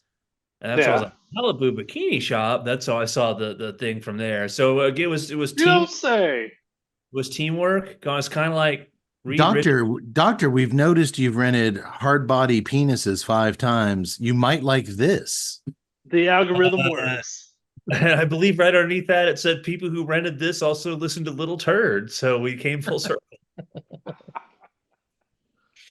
Well, it is written and directed by David Wechter, who also around the same time as tonight's film directed 3 episodes of one of my all-time favorite TV shows. Do you guys remember Sledgehammer with David Raysh? Yes, I do. Dun, dun, dun. Dude, he directed 3 episodes of that, as well as 16 episodes of the reality series Dallas Cowboys Cheerleaders Making the Team 20 years later in 2006. After watching Malibu Bikini Shop, that tracks. Yeah. Well, those girls work real hard. I could see where his signature camera moves of Ass. focus on that ass would work well with a reality show about Dallas Cowboy cheerleaders. That certainly tracks. Real quick, boys, before you begin, I probably won't come back to the cigar unless you guys. It's been fairly consistent here since the second half. Yeah. Anything new to report, or do you want to get right? No, it's been the same. It's been the same profile, and fortunately for me, it's a knockout of the park profile. I really appreciate, especially with the way this beer has just been kind of a monster beer. I love how tasty the Retro Hell has been. I just that nice pepper across there, that sweetness that's still on the back, and I still get the sweetness, but it might be a little bit of the beer enhancement going on as well. Just that light woodsy thing going on it. It's the same profile that was there, at the beginning of the cigar. I really like it. I thought he did a really good job. He got his blend, and it's consistent throughout the entire cigar. And I'll say this, now that there's a lot of broadleaf offerings in the Dunbarton profile, from the Tricky Tracas to, the Mi Querida to the Papa Saka and the Saka Khan, like this is different than any broadleaf he's got on his roster. So it's very unique. So let's get right to the fun part. I'm going to start with Cody, Yak Boy. price point. This is a Toro, the ribeye. Man, we've been smoking this probably for about an hour and a half now. Mm. I'm gonna go 11. $11. Touch. My first instinct is $16.99. I'm going to bump it to $17.99. Boy, there's like a $7 discrepancy there with you guys. Shit. I'm gonna go 15.45. Mm. Little That's- closer, little sounds- close, little closer to Tut than the Axe. Let me see here. Oh shit. MSRP 15.45. I nailed it. Thank God you're good, Cade. Good job, Reacher. God, are they pricing it based on beef? No, it's actually a pretty Uh, good. That's a pretty good price for a Saka cigar. I'm Yeah, sorry, but Saka cigars are a little bit more expensive, and I know he doesn't pad it. I know he doesn't try to inflate his price. It is what it is. But he, because of what it is, it's always usually a little bit more expensive. And 15.45 is a good price for a Steve for a Saka cigar. and one that's gonna last me almost 2 hours. True enough. And stand up and still show me some cool stuff against a double. And not be Yeah. pushed totally. There are decent cigars that wouldn't have survived this beer whatsoever. Not even with the retro ale. And yet, yeah, it's flavorful enough to where it does. Well, these cigars were submitted to us for review by Dunbarton Tobacco and Trust. You can go right now to famoussmokeshop.com. The boxes of Red Meat Lovers are on sale. Put it in your cart, and on top of that, use promo code TNCC20 to get an additional $20 off. You can't beat that. Sounds like a good deal to me. It's the best promo code in the business. Also, if you're in Belton, Texas, you can head over to Creekside Cigar Lounge. I do believe they have a box there. Tell them the TNCC boys sent you. There you go. Well, before we begin, we're gonna kind of burn through Malibu Bikini Shop. Our loyal listeners have been messaging me on the Tuesday Night Cigar Club website, on our social media, nonstop for an update on this. So I'm going to give it to you. My original screenplay for Bikini Island 3, Even More Bikinis, is currently in the 10th draft, but I'll be ready to take it out to producers and investors soon. I just keep going through it and adding more bikinis. And I think it's helping it. It's getting close to the story that needs to be told. So I promise I'll keep everyone posted as soon as Hollywood takes the bait and we finally get to tell this very special story. Do you guys want to know a little secret? What's that? Yes. In an M. Night Shyamalan-esque twist, if you will, there's actually no bikinis in Bikini Island 3, Even More Bikinis. It's Bikini Island 3, Even More Bikinis. Get this. This 10th draft, I switched things up. The chicks are all topless. And in the latest draft, the dudes are all bottomless. So stay tuned. Doctor, can I still count on you to play Dr. Charles Morningwood from the prestigious Boner Institute, located in historic downtown Knockersville?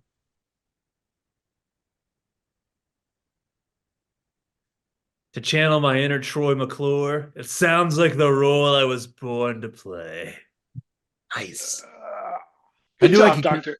I knew I could count on you, but if you had said that you were out, I was going to tell Tut, one door closes, another one opens. Bottomless? Let's go. No, God, No. Jesus. What? Oh. Nice. Nice. You said bottomless. I'm ready to party. I just meant start growing a mustache and practicing your British accent. Boy, put some figs on my pizza and call it a night. Uh, Dr. Charles Morningwood from the Boner Institute in downtown historic Knockersville doesn't show he's not bottomless. Oh, you The said man of in the science. fifth draft that all the guys were bottomless. You know so what? I was You just know showing what? up to party. I was showing up. It doesn't matter. Doctor's still on board. I guess somebody doesn't want. Somebody's going home because they refused to go big. What do you think, Doctor? Well, I should say milk, milk, lemonade. The other side is where fudge is made. Hey, those are Little Turd lyrics. Busted. I think that was actually in Cash and Ass. Or no, that was the 12 Days of Turdmas. Confounded man, can't you see I'm conducting an investigation here? Tell the woman to spread her legs and touch her ankles. All right. Everything is as it should be. I'll keep you folks at home updated as frequently as I can, which isn't frequently at all. So, all right. You guys I ready? just say let the artist cook. Let the artist cook. Let's go. Hey, are you guys ready? Malibu Bikini Shop. Let's do this. Hey, Mm. we haven't done a movie like this, a show like this in so long. I just figured we're back with Drew Estate. We're back firing on all cylinders. We got to go back to the fucking beach. It's cold in most of America right now. We're in February. Let's bring the heat. Let's go to the fucking beach. And this show's giving me really classic TNCC vibes. And Yeah, but it was like 80 degrees here today. So does that count? I know I'm actually sweating my ass off in this. I just refuse to wear shorts and t-shirt in February. I won't do it. I just refuse. Thanks, global warming. Well, hey, let's kick things off. After the roar of the opening MGM Lion, it's always good to see. Back when they made real movies, unlike that trash new Roadhouse abomination. We'll, hey, Dr. Morningwood. we'll me, man. That is why their tops are off. Can't you see? Sorry, I'm done.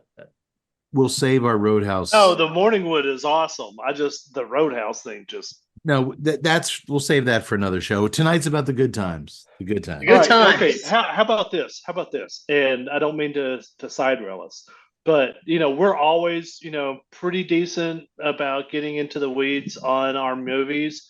I say we watch Roadhouse, do an episode on Roadhouse, and just burn it to the fucking ground. It's a possible. I put that in the highly possible column. Hey, one of our most epic episodes was our 4-hour Roadhouse episode. I think it was around episode 100, and that's the episode Yak Boy almost died. I did die. I came back though. Oh, you did Stronger die. than ever. Okay. Oh God, he's dead again. Dr. Morningwood, get over there. I can't. There are more strong dongs around here than an Iowa church tower. Hold on, I gotta fucking write that. After the MGM Lion Roar, dude, you made Tut. He's gone. Way to go, Dr. Morningwood. You literally killed him. That was just figurative for me. After the MGM Lion Roar, we are treated to a badass opening credits sequence where hot bikini chicks and crop top wearing dudes are all hanging out at a place called Ida's Bikini Shop, partying their asses off. Everyone's smiling, dancing, trying on bikini tops and bottoms in extreme close-ups, I should add. Yax, would you agree this is the place to be? I wanted to be there. I wanted to be there since I was 10 years old. As Dawn approaches, the shop's middle-aged owner, Ida, stumbles out of the shop drunk and commandeers an even drunker guy's jet ski and rides out into the surf to her death. I knew that was a bad idea. Don't be sad for Ida. She died doing what she loved, drinking to excess and acting irresponsibly. That's If all you're we gonna can. go doing something you love. There's something to be said for that. I think I just wrote my own eulogy. We then cut to newly graduated from college's Alan's big fancy graduation party hosted by his fiancee Jane's super rich family. We learned from Alan's visiting Uncle Dave that young Alan, boy, you used to dream about taking a few years off after college and exploring the world. But Alan stresses, oh no, Uncle Dave, that was the old Alan. Now I'm only focused on getting married right away to Jane and starting work for Jane's father, Mr. Rutledge, at his tire company in a few weeks. It's not like a tire repair shop. He owns a tire factory. He's very proud of it. Yeah. He's very rich. And to be fair, the first thing I saw is like, I want to see Dave's fiance in a bikini.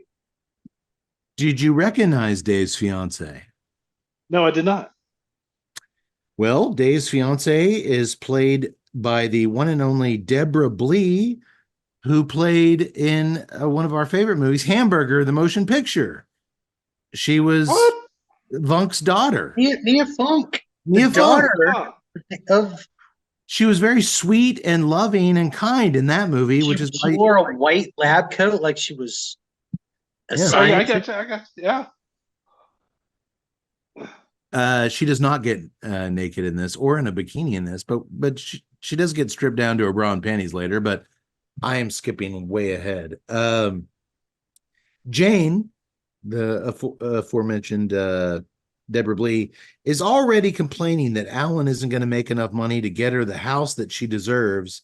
So she'll just ask Daddy to give him a raise, even though he hasn't started working yet. It's important to note Alan doesn't want any handouts from his new father-in-law. He wants to make Good on Alan. He wants to make it ahead on his own steam, but Jane could give two flying shits when it comes to what Alan thinks or what Alan wants. As Alan heads inside the party to pour Mr. Rutledge a fresh giant goblet of scotch, a delivery guy shows up and hands him a telegram informing Alan that his aunt Ida Miller has passed away in a drowning incident, and he's being summoned to California by the executive of her estate, Richard Remington Esquire. Did you guys like that scene where the telegram guy came in and Alan he had that giant glass of scotch and he couldn't figure out how to read the telegram, so he tells the delivery guy, "Here, hold this," and the dude just chugs it. And then when he leaves, he's like, "Hope it's good news." I thought it was kind of cool. Speaking of Richard Remington Esquire, the next thing we know, he's picking up Alan from the airport in LA in his convertible Cadillac. No. Hop on in, Alan. Yes. As they drive around Santa Monica, young Alan is immediately enthralled by the palm trees, the ocean, the hot bikini babes who are seemingly everywhere. Kind of like my apartment in college, right, boys? No, not at all like that. Hey, Kay didn't get shit-faced drunk on the first 2 40-ounces bottles of King Cobra malt liquor he drank. Yes, he did. How can you tell, Reacher? From the other empty bottles scattered on the floor, one can detect that he drank at least 3 more 40s. If he passed out after 2, he would have stopped drinking at that point. You can't drink when you're asleep. You're amazing, Reacher. Good job, Reacher. Splendid. Splendid, Reacher. I'll go ahead and mention now that Richard Remington Esquire is played to big laughs by Frank Nelson, whose patented vocal catchphrase, "Yes," you'd recognize it in a second if you heard it live. And Doctor, you told me that character on The Simpsons who talks like that was actually based on Frank Nelson. Yes, the guy who I believe runs the Costington's department store. If you look on Frank Nelson's IMDb page, I knew it the minute I heard his voice. I actually thought that he did that voice of that character, but it turns away he had passed away not long after making this movie. But so The Simpsons, the writers of The Simpsons enjoyed Frank Nelson so much that they have this character who ran the Costington's department store that just talked like him all the time. Whoever does the voice on there was great. Yeah. Oh, I love that. I love that. Man, he did a bunch of Looney Tunes cartoon voiceovers back in the day, some Flintstones. But man, just visually, he's a really interesting character. Yeah, he kind of had that Paul Heyman, not Paul Heyman, the Paul Bearer. He kind of looked like Undertaker's Paul Bearer. Like, he did, but a little more svelte and a little more flamboyant. Mm-hmm. When they arrive at Aunt Ida's massive beach house, everything is getting hauled away as Ida wasn't a big fan of paying her bills. So now that she's dead, Uh-oh. they're repoing all her stuff. The house is almost completely empty except for Alan's big brother, Todd, who's set up in a lawn chair in the living room chugging beers. With those cutoff jean shorts, by law, almost don't you have to sit in a lawn chair in a living room drinking beers? Yes, that's why they are awesome. In the mid It 80s. is a statute, yes. Remington informs the brothers Excuse that me, I've got to go cut my jean shorts off now. yes, Splendid. splendid.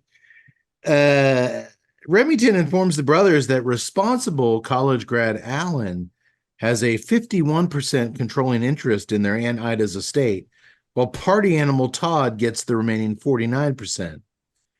Remington hits the road, and Todd promptly shows Alan to his bedroom, helping him out by violently shaking his suitcase, his carefully packed, organized suitcase, into a dresser drawer. Turns out that vagabond older brother Todd spends, because they haven't seen each other in a while. Alan's like, "What you been up to?" He's like, "Well, I was up in Seattle where I finally found an investor for my solar-powered hot dog stand concept."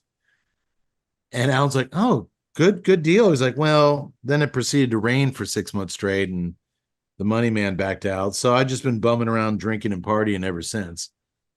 Seems that track. All right, but okay, so you're an Look, he's an entrepreneur. idea guy. He's going to be out there on the forefront, always finding the things people want.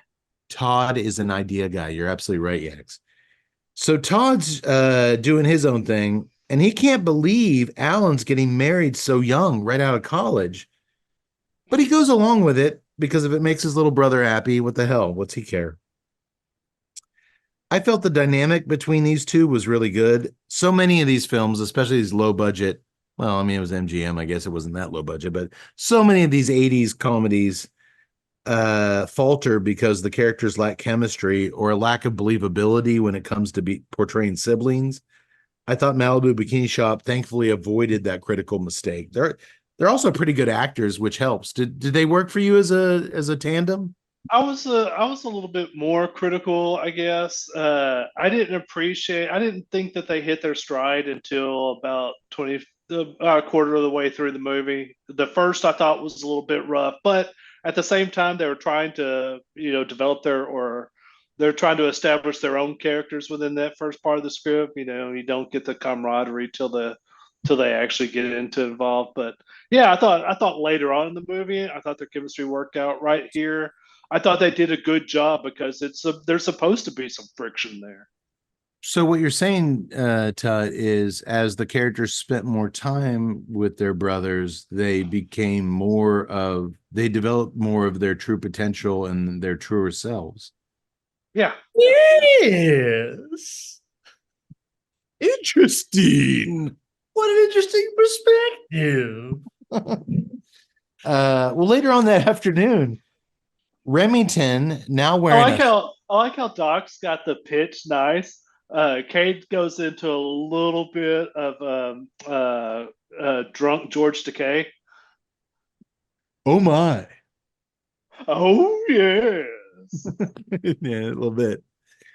Well, later on that afternoon, Remington, now wearing a sweet ascot, returns to drive the brothers down to the beach. The boys are both captivated by all the bikini babes suntanning and roller skating around. But when some young hooligans rip off a babe's bikini top as she roller skates down the boardwalk, only Todd approves. Remington's like, oh my.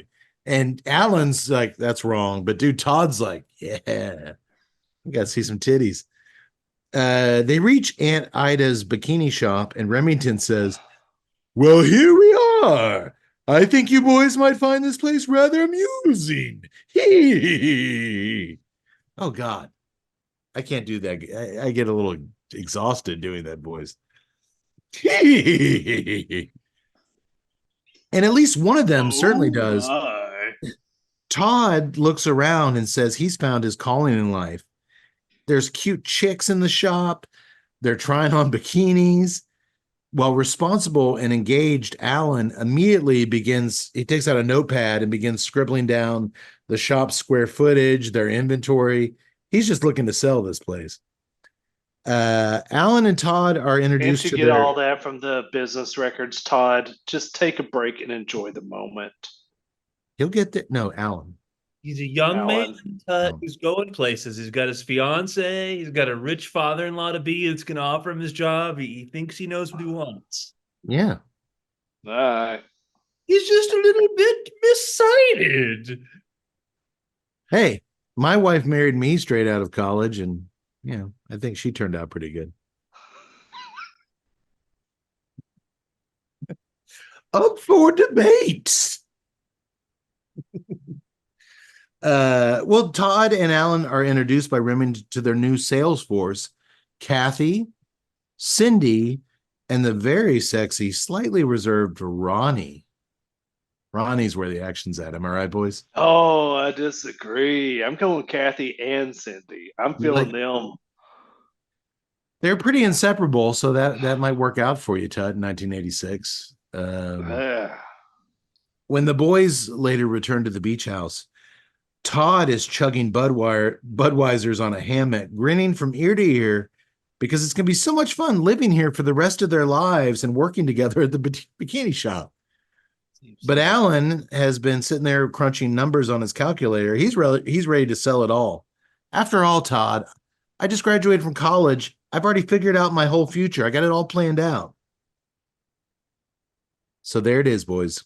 The simple but effective crux of the film. Party boy Todd sees opportunity in staying put and living the dream while maintaining Ida's beloved bikini shop, while stuffy Alan wants to sell it all and move on with his life. There's our conflict. And that's all you really need to know.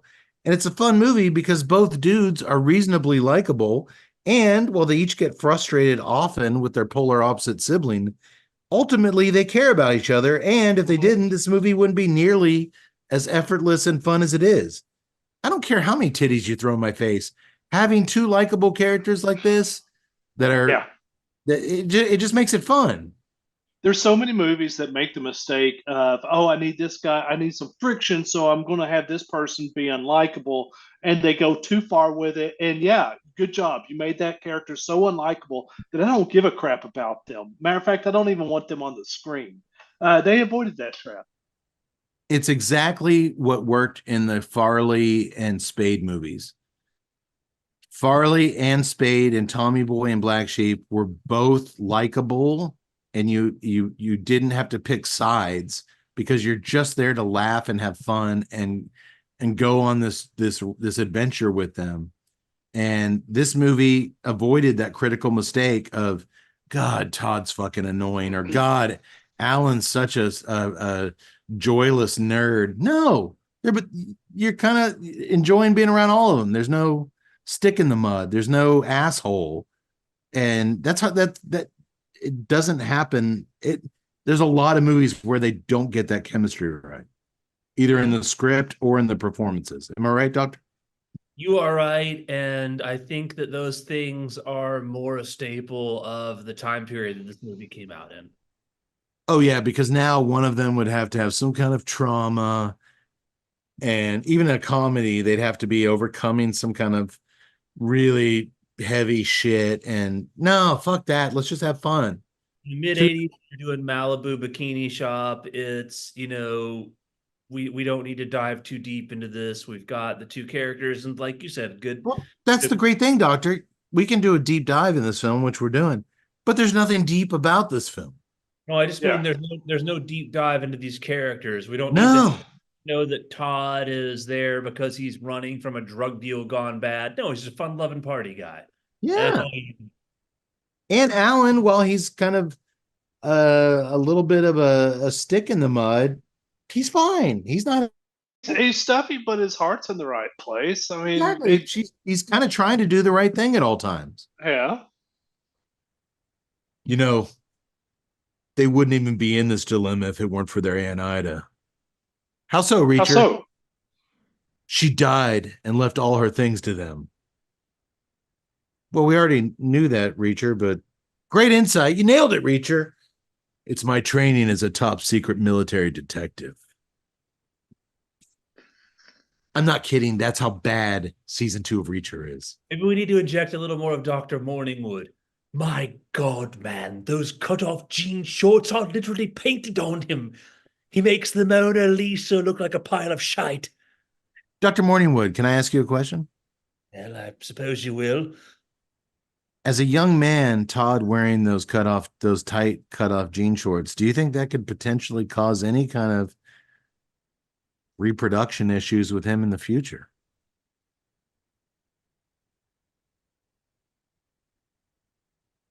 My God, Governor, I'm afraid it's far too early to tell. Dude, I'm loving Dr. Morningwood. Yeah, I think we got to. I'm tempted to replace the doctor with Dr. Morningwood. Dr. Charles Morningwood, by the way, of the Boner Institute in downtown historic Knockersville. It may still be too early to tell, Sir Matthew. But we Oh, that's will, it. Oh, no, I like that one better. Yeah. as usual, entertain all possibilities. You might need to get a pipe. I have one, and by that I'm not referring to the stiff rod in my knickers. All right. It only took us 9 years, but welcome to the Tuesday Night Cigar Club, Dr. Charles Morningwood of the Boner Institute in downtown historic Knoxville. I should point out that the previous doctor is very sad at how quickly and easily he has been replaced.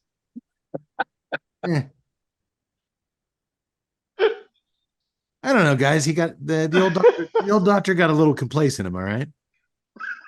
It's been a decade of good service, but I suppose after I wash down another pint of ale, I maybe won't care so much. But he was, I would be remiss if I did not point out he was replaced rather easily.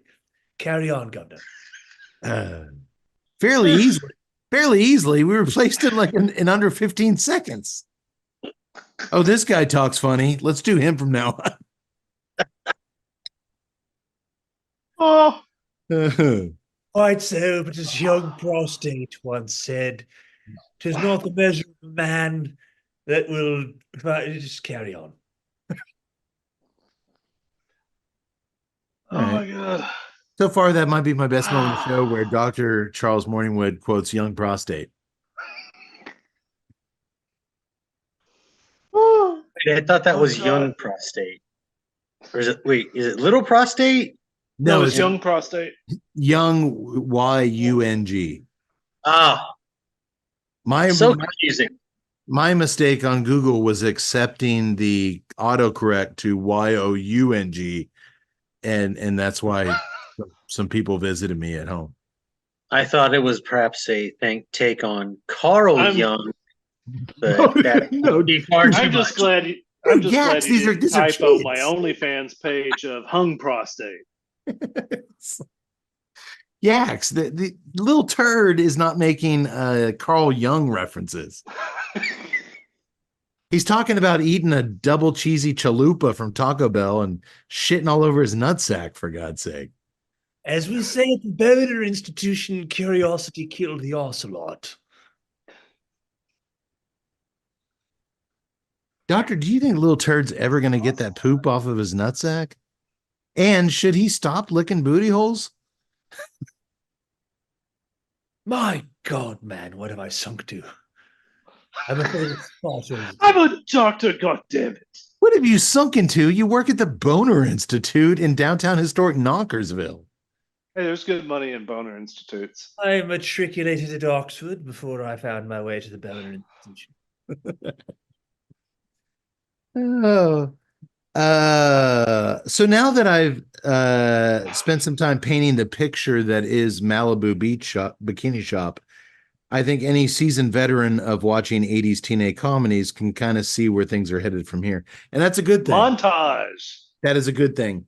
Well, first up, we see a very proud of himself, Todd, has installed two-way mirrors in the dressing rooms so he can watch from the back office as babes get naked as they try on bikinis.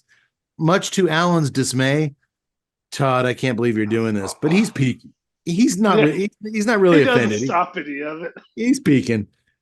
Of course, his plan backfires when a plus size woman comes Of in the course, shop. it's the 80s. She tries on a tiny bikini, which basically explodes when she attempts to get it on, sending This Alan. is an Al Bundy-esque Yes, it is. sized woman wanting this little bitty bikini because she's ready to get a tan, honey. He like I said, it literally almost explodes, which is not possible for a piece of cloth, but it does as she's trying to stretch it over her bottom, sending Alan into a screaming fit before he collapses unconscious from the horror of it all. Man, you could never film that scene today. And No. even this chick's Well- even listed in the end credits as large woman. Ouch. You could never, ever do that. No, it's a bit fat shaming. I thought it was interesting though because like I could swear I've heard this woman's voice multiple times before. No, me too, But and I couldn't place it. No, I actually looked her up. I actually thought doctor. I thought she was the chunky chick eating the banana on the side of the road in Friday the 13th Part 3. Oh no, she was much larger. Well, I thought maybe she had put on a few pounds since that movie, but it wasn't her. Alan and Richard Remington come damn close to successfully selling the bikini shop a few times, but good old Todd always finds a way to scare the prospective buyers away. For instance, when Alan and Remington arrive to show a wholesome elderly couple the shop, Todd is hosting a massive best tan on the beach contest. Contestants are dancing and gyrating all over the stage. I loved it when Todd interviews one of the beauties. Or not Cindy, that's one of the workers. Contestant Sally? number 1. Melanie, what are your goals in life? The blonde chick thinks about it for a minute. I don't know. And the rowdy crowd goes nuts. We don't want her to have hopes and dreams. This is it. Oh, she was good. And the last hot babe, God bless her, she really wants to win. She rips her bikini top off and throws it in the crowd. Okay. Am I wrong? I thought that was Lisa Kudrow.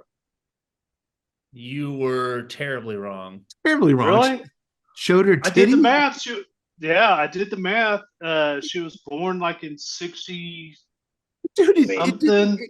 it didn't She would look have been 20 something years old there at this, it time. It didn't look anything like her.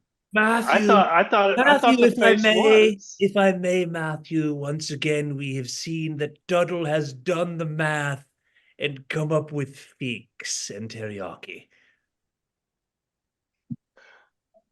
Dr. I'm a Morning. math minor. Oh God, dang man! it. If she has no long-term plans, that means that I might be in them, as we say at the Boner Institution. I looked it up. Kudrow's first IMDb intro was like 89. I still think that's her. It didn't look Never anything- would have ended up on Friends if she had been on. No, but it didn't look like her. I thought it did. That's key. That's key, as we say. At Or the is that just you wanting it to be her? Yeah, I think I that's don't more. know. I think that's more what this is. Doctor, I'm gonna laugh when Lisa writes her tell-all book, and she was like, "Yeah, my career started with Malibu Bikini Shop." could you just do me one favor, just for my own personal satisfaction, Doctor? When you interject, could you just start with either pardon me or excuse me, like Dr. Charles Morningwood here? Could you just give me your full name at the beginning? Pardon me, Dr. Charles. Do you want to do the Charles too? Oh yeah, Okay. Let me do a quick practice here. sure. Pardon me, Dr. Charles Morningwood here. Yes, I need Too that. much. I need Too that. much. I need that moment. I've been so easily replaced. Alan and Richard Remington come damn. Oh, I already said all that. Sorry. Oh, and then Lisa Kudrow ripped her top off. We got that.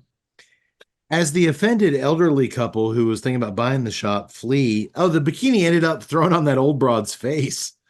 As they flee back to Remington's Wait, convertible. dude. Sorry, Charles Morningwood here. Uh, I told you that was good.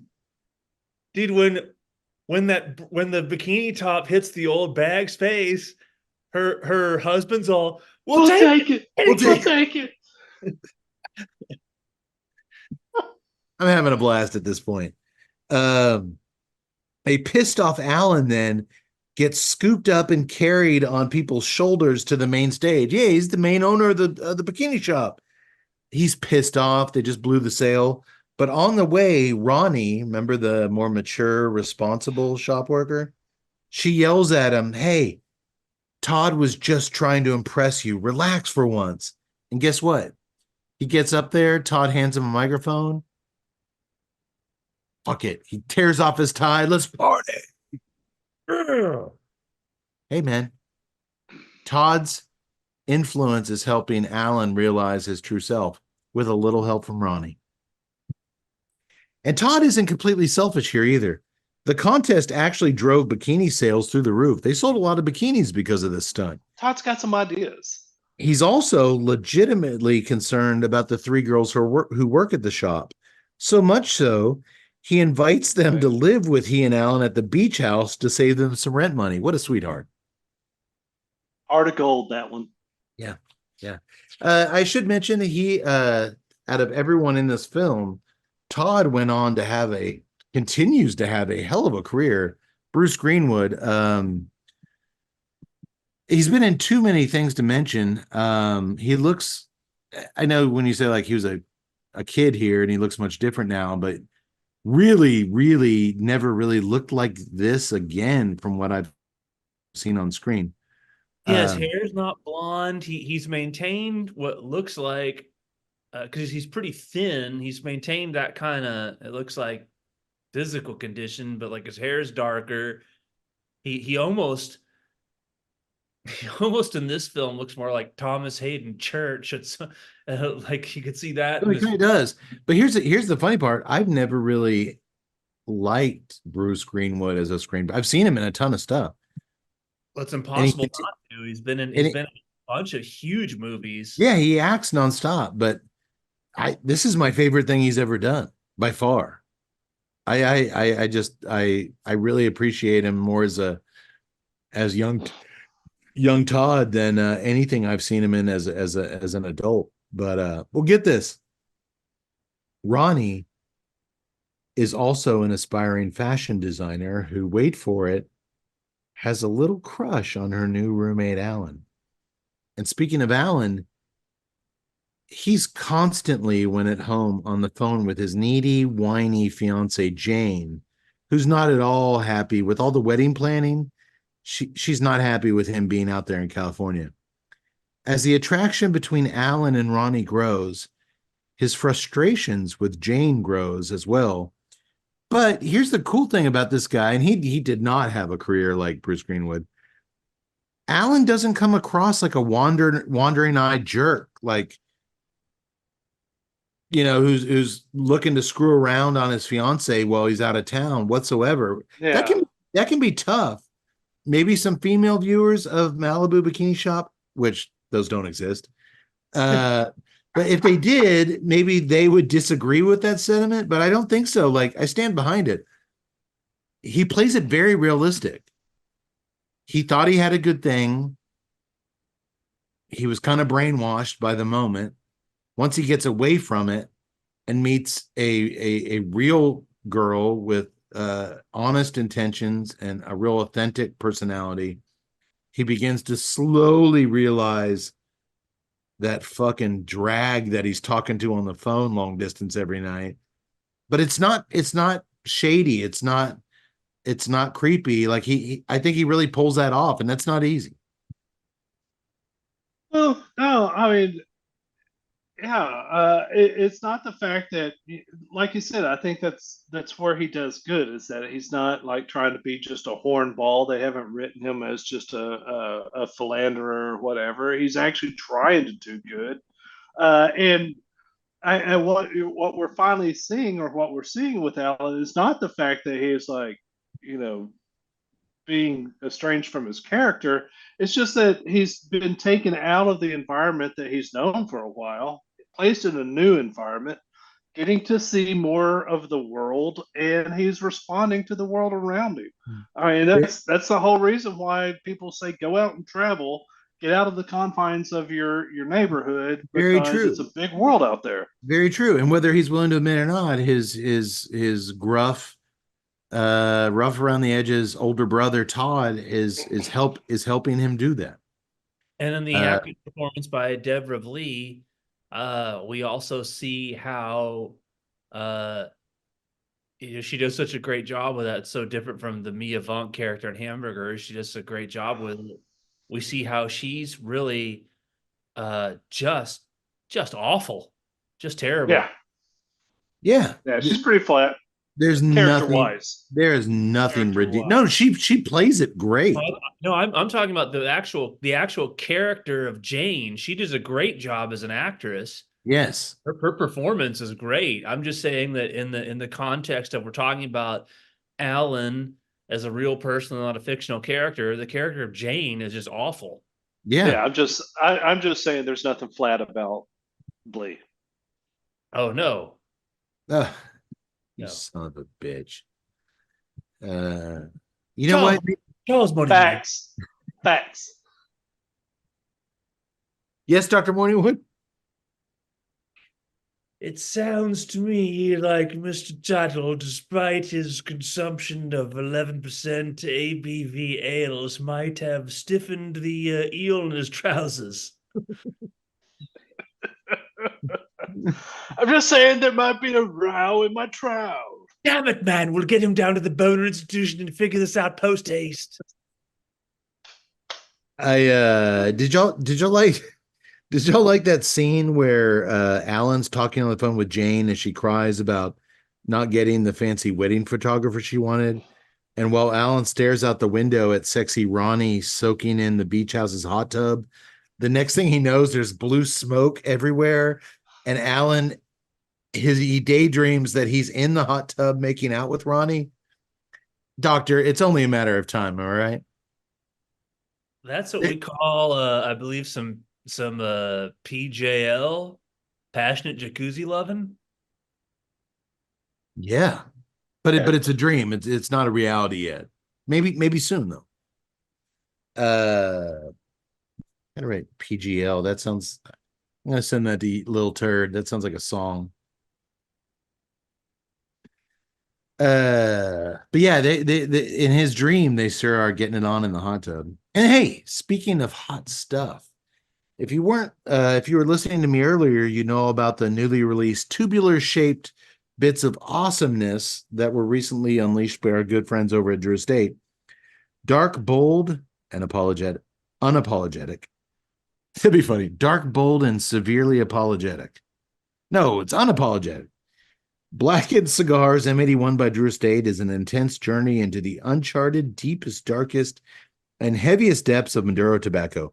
A masterpiece collaboration between Metallica's James Hetfield, Sweet Amber Distilling's Rob Dietrich, and Drew Estate's Jonathan Drew.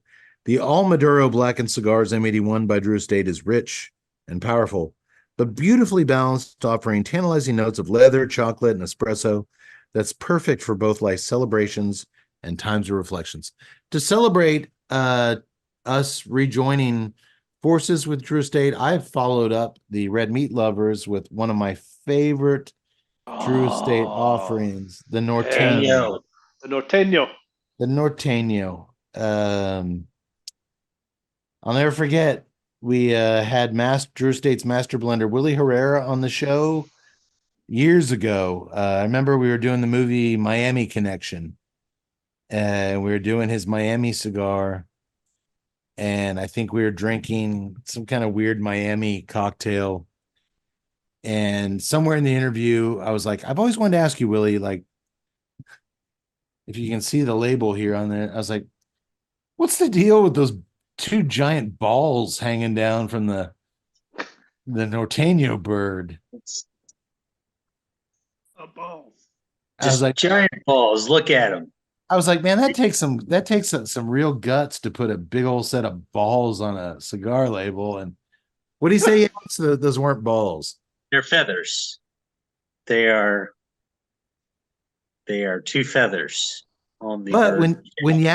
when Yak Boy and I were in Nicaragua one We night, actually saw that bird. one night around sunset, we were down on this lower deck at the Drew Estate place, and I'm like, I look up in this tree and I see this bird with these two big balls swooping down. I'm like, Yaks! There it is. It's an Norteño. It's got big ass balls. And I think some little dude that was like helping around things like, those are feathers. I'm like, shut up. Just let me have this. Said that in a Bronson voice. Those are feathers. You kind of look like Bronson. It's a little scary. I studied at the Boner Institute under Dr. Charles Morningwood. I know what I'm. Charles Morningwood here, the Boner Institution. Todd throws a rockin' house party where a drunk Alan actually finds himself, get this, in the hot tub with Ronnie for reals. He's drunk enough to admit he's been having fun the last few weeks. He's actually, for the first time in his life, kind of enjoying being around his brother Todd.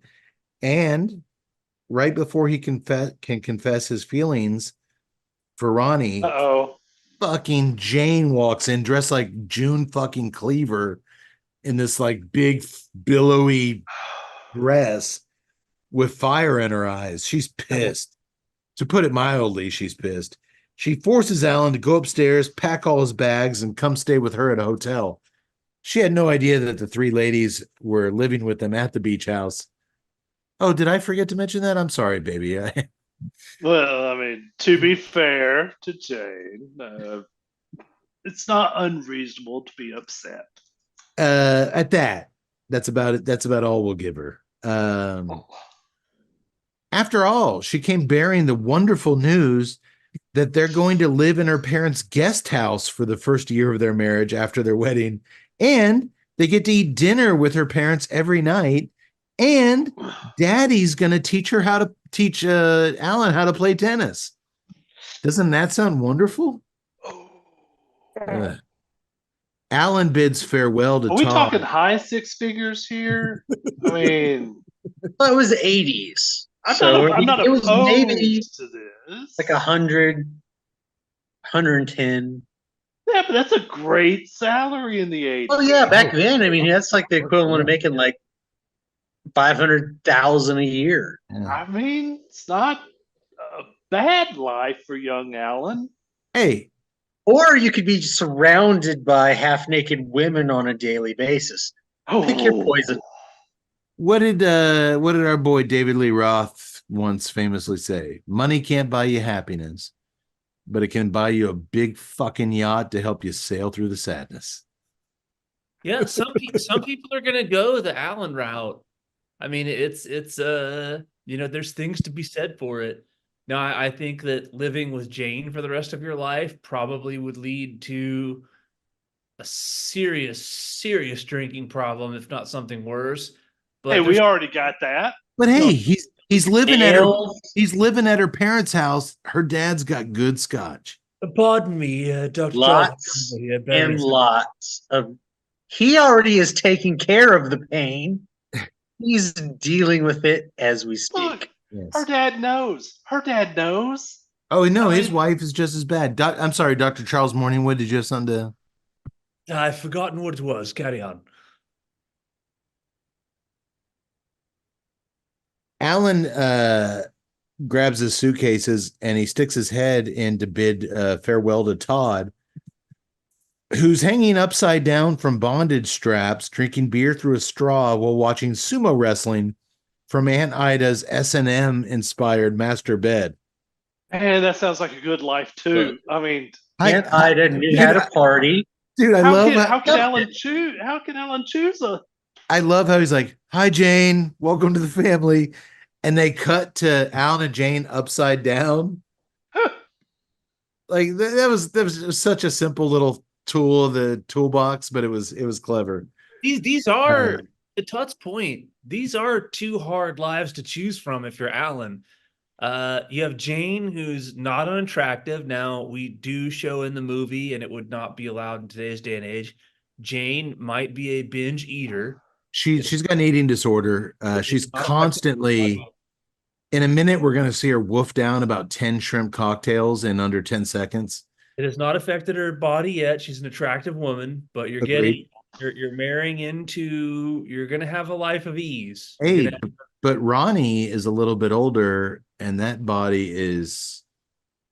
that body's kicking, and if you can make some moves in the with the bikini shop, and Alan knows his business. There's some mortgage things that they've got this giant house on the beach, and That I is a nice house. sumo wrestling bondage flicks and bikini shop. I like how you added the sumo wrestling finals on TV in there. As like that's a factor that needs to be that's a factor that needs to be thought about.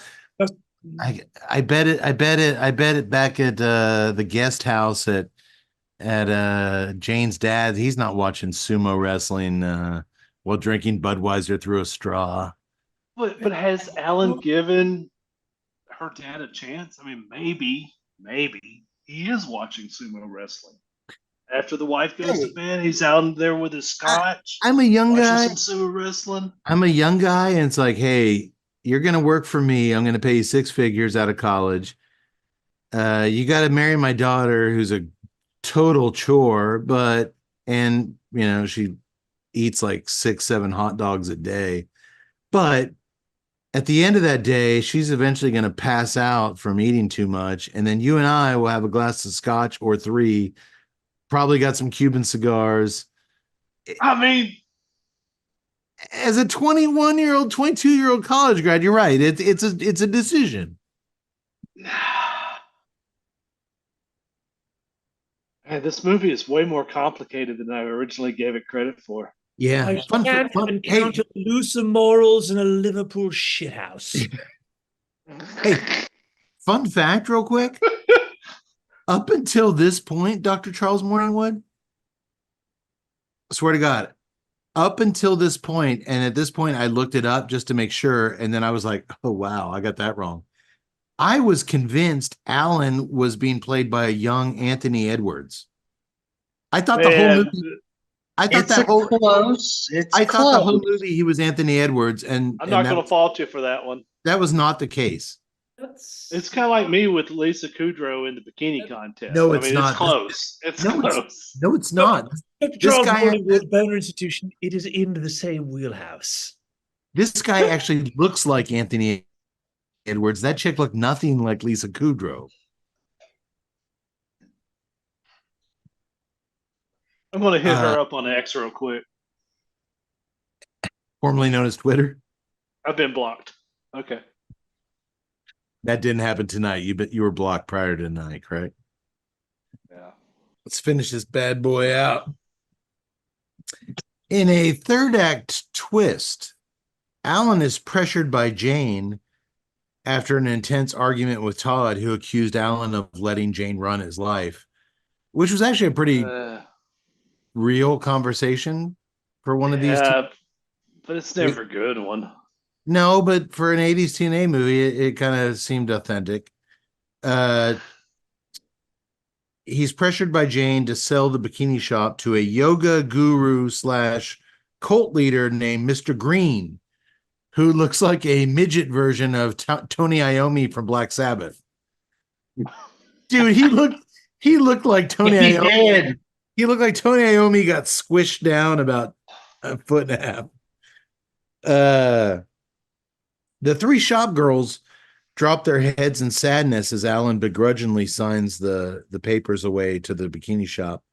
Once the deal is done, Green reveals that he's tearing apart the bikini shop and rebuilding it as a meditation and recruitment center to help youths find tranquility and inner peace. Alan doesn't like the sound of that one bit. He turns to Richard Remington, but it's too late. The papers have been signed. Alan, dude, I love his look on his face. Like, I don't like that hippie bullshit. I want it back. I'm going to take this place back. He tells Mr. Green the sale's off, but it's too late as the papers have been signed. Alan turns to Richard Remington Esquire for help, but he just goes, "Ugh." Dude, he's in the background and he slams his head on that countertop of the bikini shop. Ugh. I love that guy. Jane, of course, has a big issue with Alan's change of heart, but Alan doesn't care anymore. He finally tells her, Jane, shut up. This is big. This is really big. You know that had to feel fucking good. I felt fucking good for him saying it. I felt a little empowered along with Alan. Well, Mr. Green surprisingly agrees to sell the shop back to Alan, but for $6,000 more than he bought it for. Dude, boardwalk property in Malibu, he sold it for 60 grand in 1986. And Mr. Green's going to sell it back to him for $66,000. Holy, dude, that'd be what, 3 million today? Probably. Pretty much. Easily, if not more. The shrimpy weirdo with the gold sun medallions around his neck gives Alan 2 weeks to produce the cash or the deal's off. Alan shoves Jane out the front door and out of his life. He tells the 3 girls working the shop that he loves the bikini shop. He loves them, and he's going to fight to get the shop back. Yes. All right, we Tut. made our decision. Tut, before you put that sweatshirt on because you got a little chilly, did you have like a medallion on around your neck? Yes. It's a sand dollar. It looked a little bit like what Mr. Green had on around his neck with his little robes and stuff. So this is. Be honest. I don't know how far I want to get into there. It's Yeah. Adherence to Mr. Green's yoga philosophy. If it was a personal gift from your mom, then that's fine. It is. She surprised me for Christmas because I'm at the point in my life to where I've had a pretty damn blessed life. I have everything that, I mean, I always want more, but I'm pretty good. And yeah, so like Christmas, we don't really, I mean, yeah. Anyway, so she produces this sand dollar, and it's the necklace that my dad wore like every day of his fucking life. I mean, he had this thing on 100% of the time, and I had completely forgot about it. Dad passed away a couple of years ago. Yeah. And man, she produced this thing, and I bawled. I just absolutely bawled. And the funny thing is that like Dad loved sand dollars. I don't know why, but he loved it, and he had them all over the house. Like if you walk into the house, there's like sand dollars that he would collect from the beach all the fuck over the place. It's the currency of the sea. I guess so, and because it's literally called a dollar. And anyway, so I don't know if it's actually called that. I just it made sense to me. Okay. So anyway, she produced it. I bawled, and I've been wearing it ever since. And yeah, All if right. it makes me look like the yoga dude, I'm cool with that. Dad kind of looked like a yoga dude. You don't look like midget Tony Iommi wearing it. You're fine. I don't care what Dr. Charles Morningwood says. Dr. Charles Morningwood, yeah. But hey, midget Tony Iommi is going to sell it back to him. All he has to do is raise $6,000. Hey, $6,000 is $1,000 more than $5,000. Thanks, Reacher. God, you're good.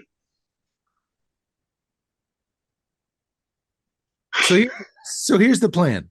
Cade really did not like Reacher season 2. Oh, I'm going scorched earth on that fucking The show. funny thing is that I can see this guy being that way. And it's kind of like what Ron Burgundy, he reads what's written in front of him. But I can see this guy doing that. But it's so odd because in the first season, like you said, he was Sherlock Holmes. It was really creative and interesting facts he would throw out. And now it's just shit you know already. I'm Dr. Charles Morningwood. Go fuck yourself, Newcastle. You Boner Institute guys crack me up. Go fuck yourself, Newcastle. So, hey, here's the plan. Todd got his hands on a ton of old green surgical gowns and thread from a nearby hospital supply house that was going out of business. Okay. Really, really cheap.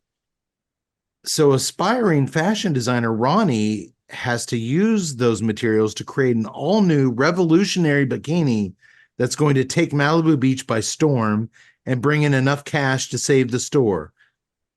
Think it'll work? I'm feeling it. I'm feeling It will it. totally work. Let's They have see, everything Yak. they need. Yak Boyd, let's see. Let's see. Well, 24 Let's go hours down fighting, boys. 24 hours later, the gang's back at the beach house where Kathy and Cindy model the all-new camouflage military-inspired, because they're like, what are we going to do with this green hospital gowns? After some spray paint and some ingenuity, You make me nervous. they're dancing around with army helmets on and blue smoke clouds everywhere. The brothers love it. Oh, shit. Shit. That's the same blue smoke from Ellen's hot tub fantasy dream. You know what that means. Yes, it is. Sure enough, all of a sudden, Cindy is being chased through the darkness and smoke by a trio of sunglass-wearing shirtless soldiers as she fights her way through sandbags and barbed wire. I mean, if Freddie Mercury was a Sandinista, it works.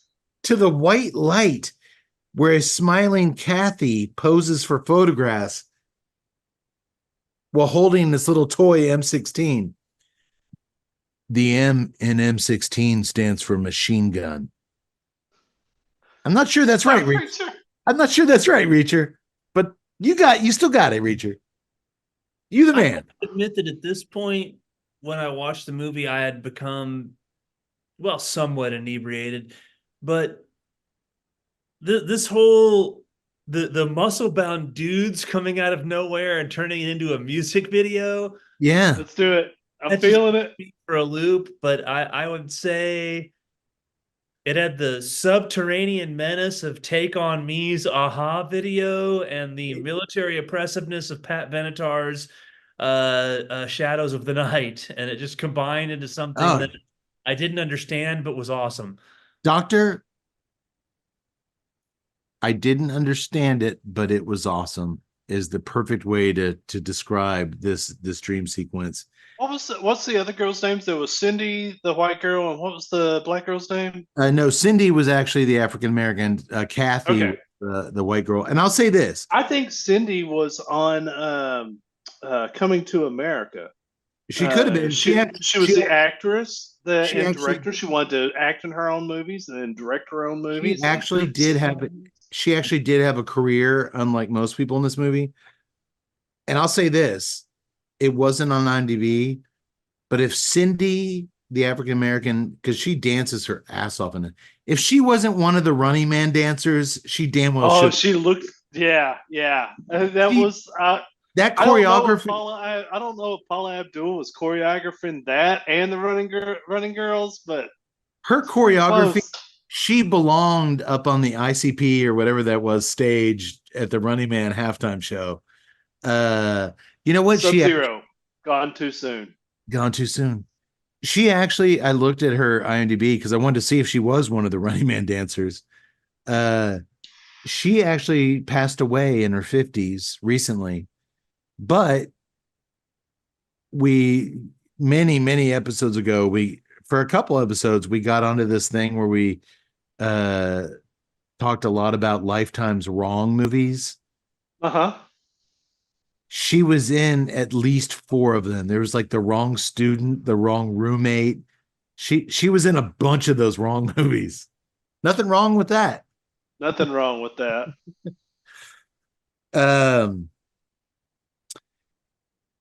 So Cindy and Kathy touch palms through the barbed wire in this weird dream sequence, and by a bright flash of white light, both girls start all of a sudden Cindy's safe. She's on the safe side of the barbed wire, and they start Oh, spinning there's a around. pole. We should They- dance around it. They start spinning around this white pole in celebration, which then cuts to them spinning around a pole in the beach house. Alan and Todd jump up off the floor with applause and excitement. These bikinis are truly killer, and all they have to do is sew together 150 of them and sell them in a week's time, and the shop will be saved. Yeah, I'll let's do go. the math. I'll do the math for you. That's $40 a bikini. That doesn't seem crazy. Well, that's expensive back in the 80s. Well, in the 80s, yeah, it does seem like a bit much, but oh yeah, But they're designer. I mean, they're designer. They're one of the they are kind. they're one of a kind. They're artisanal. And I'll say this. Alan and Ronnie then to celebrate. Ronnie? Bikinis?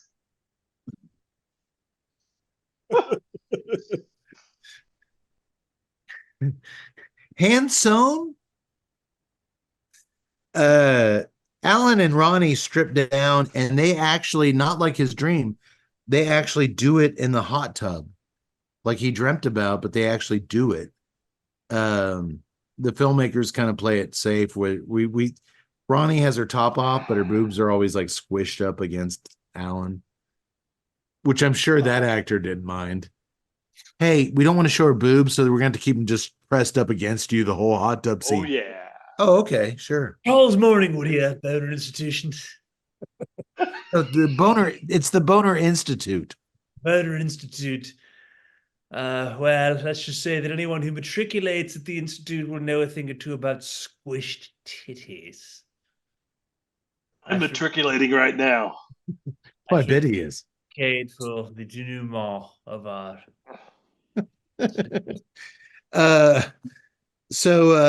Yeah, they then they go for a walk on the beach at sunrise, hand in hand, to cement Do you think Remington was standing right behind when they gave him the direction? Look, we're not going to show this, so we're going to have her squish her titties right up against you. And he's standing behind a pillar. Splendid.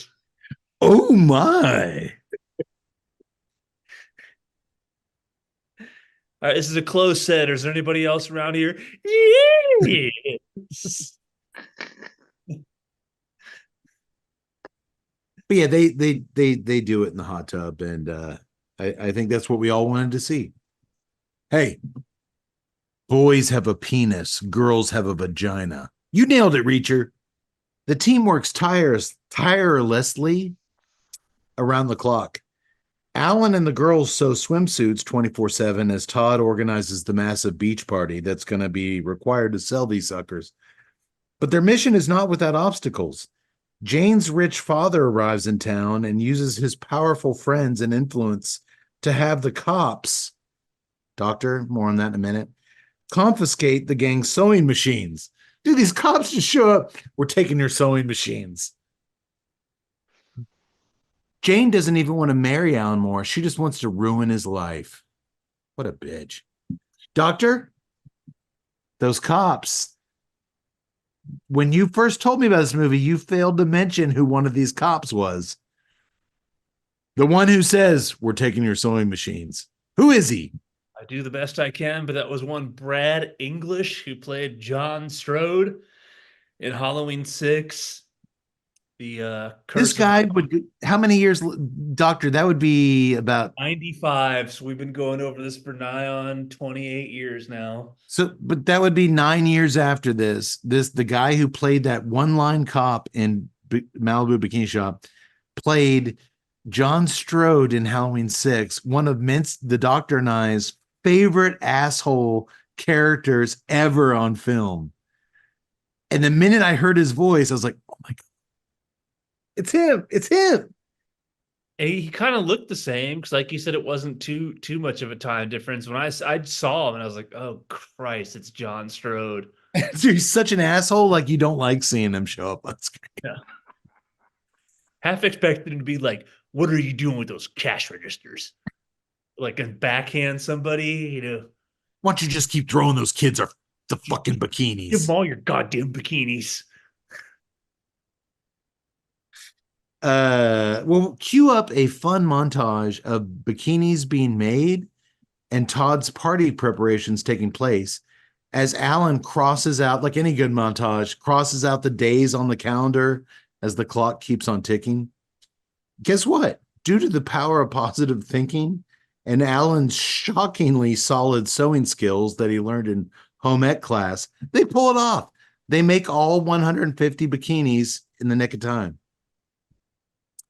The day of the big beach bash and bikini sale, Todd has the bikini shop decorated like an army surplus store, and there's a huge crowd gathered to watch Kathy and Cindy strut the runway, surrounded by missiles and camo netting. But it does ask, where did they get that if they had no money left? The kids found that shit on the beach. They Theft found is it on what the I'm beach. saying. You don't ask these questions back in the mid '80s. Ugh, It just I'm happened. asking him now. Well, guess what? Cindy and Kathy strutting around with their little toy machine guns on stage, shaking their ass. It's working. Girls are flooding into the bikini shop to buy the in-demand swimwear. Worked on me. Alan has a little tally board above the register, how many have sold to get to their goal. Jane and her father then show up with a police officer to have the store shut down because the Malibu Bikini Shop is having a party without a permit on the beach. But a couple of Todd's teenage apprentices that I just mentioned stream out because Todd paid them by letting them watch chicks dress through the two-way mirrors.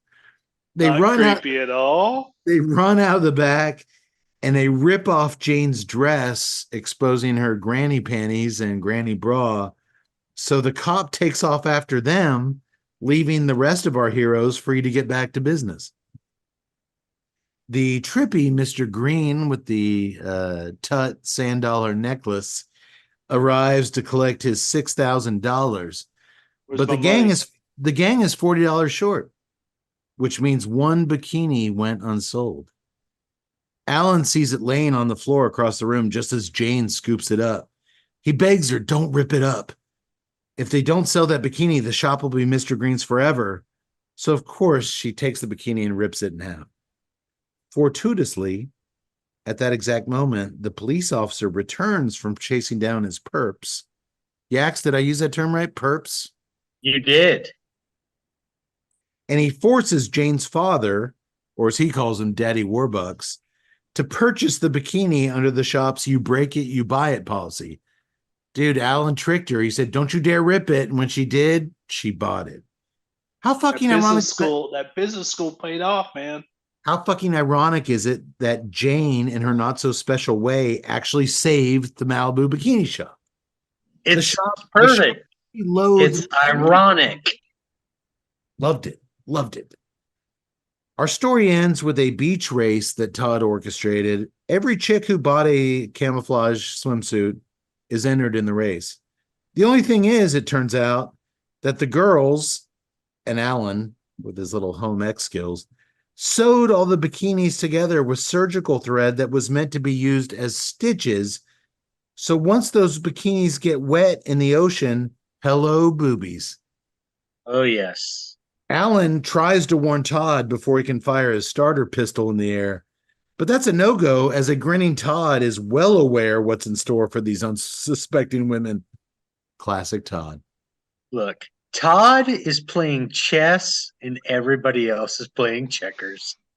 So they keep the store, but they will now be out of business because no one will ever buy anything from them ever again. No, I'm going to get to that, Doctor. And they're going to be bankrupt from all the lawsuits. So we watch as an army of chicks run along the beach, struggling to cover up their exposed bodies as their brand new $40 swimsuits turn out to be totally useless.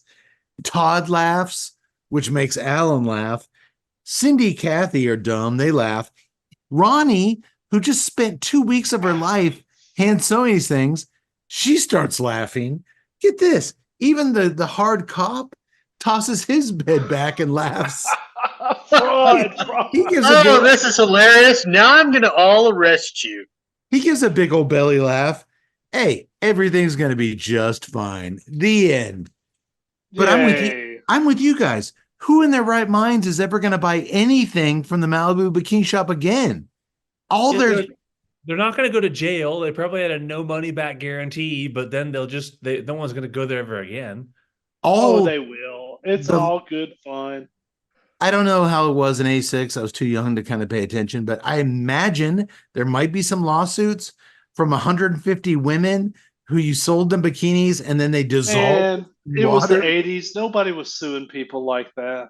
You know what? Yeah, Not, you're that's right. the world we live in now. That's all the cynicism. But back then in Sweet 86, they were going to go back tomorrow and buy all new swimsuits. The only thing What? missing is when they're Show running off around, their boobies. when they're running along naked in the surf, you see a snorkel in the water and it comes up and it's Mr. Remington and he takes the snorkel out of his mouth and you see this kind of jerking motion with his right arm and he just goes splendid. Hello, boobies. Boobies. Hey, breasts. Breasts. You know what? I agree with Yak Boy. It wasn't 2024. It was 1986. So grab a beer and just party. Everything worked out fine. Just fucking party, man. Grab a I beer, mean, A sweet 40 of Budweiser is going to cure all of that. Uh, I know this movie can't be made today, but why can't it? I mean, I get over yourselves. I mean, Because people hate fun. I just take your clothes off and have fun. I mean, just what's wrong with that? hey, just keep on partying. We've said that for 9 years, going on 10 years. Just party. 9 I- years. Don't get A angry. long time. Well, no, we've been living our whole lives by that ethos, but I'm just saying, Dr. Charles Morningwood here, Boner Institute. institute. I said institute. You said You'll be institute. institutionalized. No, I don't want to go to the Boner Institute. Oh, I think you do. I think you'd find it quite enlightening. Oh man, I like this. I'll end my thoughts on this. French composer Philippe Leroux says that every great, memorable piece of music needs that one moment of madness. And I think it's clear here that the dream sequence where Cindy must fight her way back to Kathy through the seductive power of dance is that moment that makes the Malibu Bikini Shop a great, memorable film. And I'm positive, without a singular doubt, that you all three will agree with me on that. I absolutely do, because to be honest, in the pantheon of this genre, I mean, the movie's endearing, but to me, there are better options out there. And normally, when we would get to this kind of montage, depending on the mood, I might check out, but I didn't check out on this one, and I'm glad I didn't, because this montage was it was fucking fun. Is it screwballs? Is it loose screws? Is it hot moves? Is it hard bodies? No. I compare It's the everything Malibu to Up Bikini the Shop. Creek, It is and it's not Up Oh. the Creek, but it's still fun, and it still harkens back to a time where having fun was fun. It wasn't this responsibility. It wasn't all this other crap that we just force upon ourselves. It was just having a good time, and I don't know. I don't know. We need to get back to that. I'm not saying we need to get back to selling chicks bikinis that dissolve when they touch water. I'm not saying we need to put two-way mirrors in every Old Navy. That's creepy. That's There's wrong. there's a lot of stuff that has gone the way of offensive for a good reason. But boy, people in the 80s knew how to have fucking fun. And people are these days so hung up on being angry and being pissed. And we need to get back to just fucking partying. I'm afraid that only some of us can carry on that torch, because as society, I don't think we're ever going to get back there. But those of us who love the 80s and love those movies can keep it alive by doing our part. But I I think eventually, like the 70s counterculture happened, I do see a time where, a couple of generations from now, you got the kids that just, we're so tired of being offended and oppressed, and we're just going to have fun and fuck it, regardless of the consequences. Yeah. And that will usher in the next AIDS epidemic. But before then, everybody's going to have fun. I think Tud's right. I think it's gonna come around to where it's just so exhausting to be offended by everything and to be so fucking sensitive within reason that there's gonna be a revolution of partiers. And I think they're gonna be like, you know what? Life's too short. Let's just have some fucking fun. And right now we're on the tail end of that movement. We grew up in a really sweet spot. It's going to come around. These things are cyclical. It's going to come around again. You can only be offended on others' behalf so much before you just get so tired. And maybe you just wake up one morning and be like, fuck, man, my time here is finite. Let's party. Look, you're going to be like, my choices between two leaders are two 80-year-old octogenarians. I can't relate to that. I have no input into this society. I can't control anything. So fuck it. I'm just going to drink my ass off. I'm going to bone whoever I can. I'm just going to have fun. And consequences come what may. I just want to have fun, man. I fuck this. This is how I approach most of my adult life. So, but I feel like I'm alone. I admire your optimism, and I think that it's wonderful that Malibu Bikini Shop led to these final feelings. I hope I am wrong. I do not share your optimism because I think that we are fractured and it's only going to get worse. So I continue my plan to drink as much as I want and have fun and party. But I feel like I'm very much a man on an island. And I get that. But yeah, I'm gonna go with Ted on this. I do have hope that there's a generation of partiers coming up behind us that are gonna wake up and get it. That I hope that you are right and then I am wrong, and I will be the first to admit it to you. I hope that you are right and I am wrong. I do not agree with you. But I think I think Doctor, from you can't repress this shit forever. You but- can't just be this Stepford society. I mean, it's going to break out. I hope right. But I have to say to both of your points, I do think because of our lifelong excessive dedication to partying, we'll be long dead before that movement. Oh, absolutely. We'll never see it. But my hope is that there will be a Mount Rushmore like thing created of the Tuesday Night Cigar Club. Like, these were the guys that told us this is the way. No, it's gonna be like the end of Red. It's gonna be like the end of It's gonna be at the end of Red Dawn, where they find a little. She takes the rock has the scribbled things on it of these were the beginning of the World War III. And it's just our smiling faces. And keep in mind, I'm well aware that these young generations are way too fucking lazy and stuck on their phones to ever carve something like Mount fucking Rushmore with our four gorgeous. No, but I mean, it might be a little smaller, more beautiful. It'll still be there. No, it'll be more beautiful. It'll be like a hologram in some WeChat virtual reality chat room. No, some fucking dweeb will do it on their 3D printer. It'll be about this. Yeah. Hey, it'll be awesome. You're all just coming back around to my point of view. At least, yeah, it's awesome, dude. We're starting to drift back to Doctor. Well, I just really felt like right now in my life, I needed to have some fun, and Malibu Bikini Shop was the spark that I needed right now. and I'm glad we had fun with it. I get a feeling that Absolutely. all you guys had fun with it as well.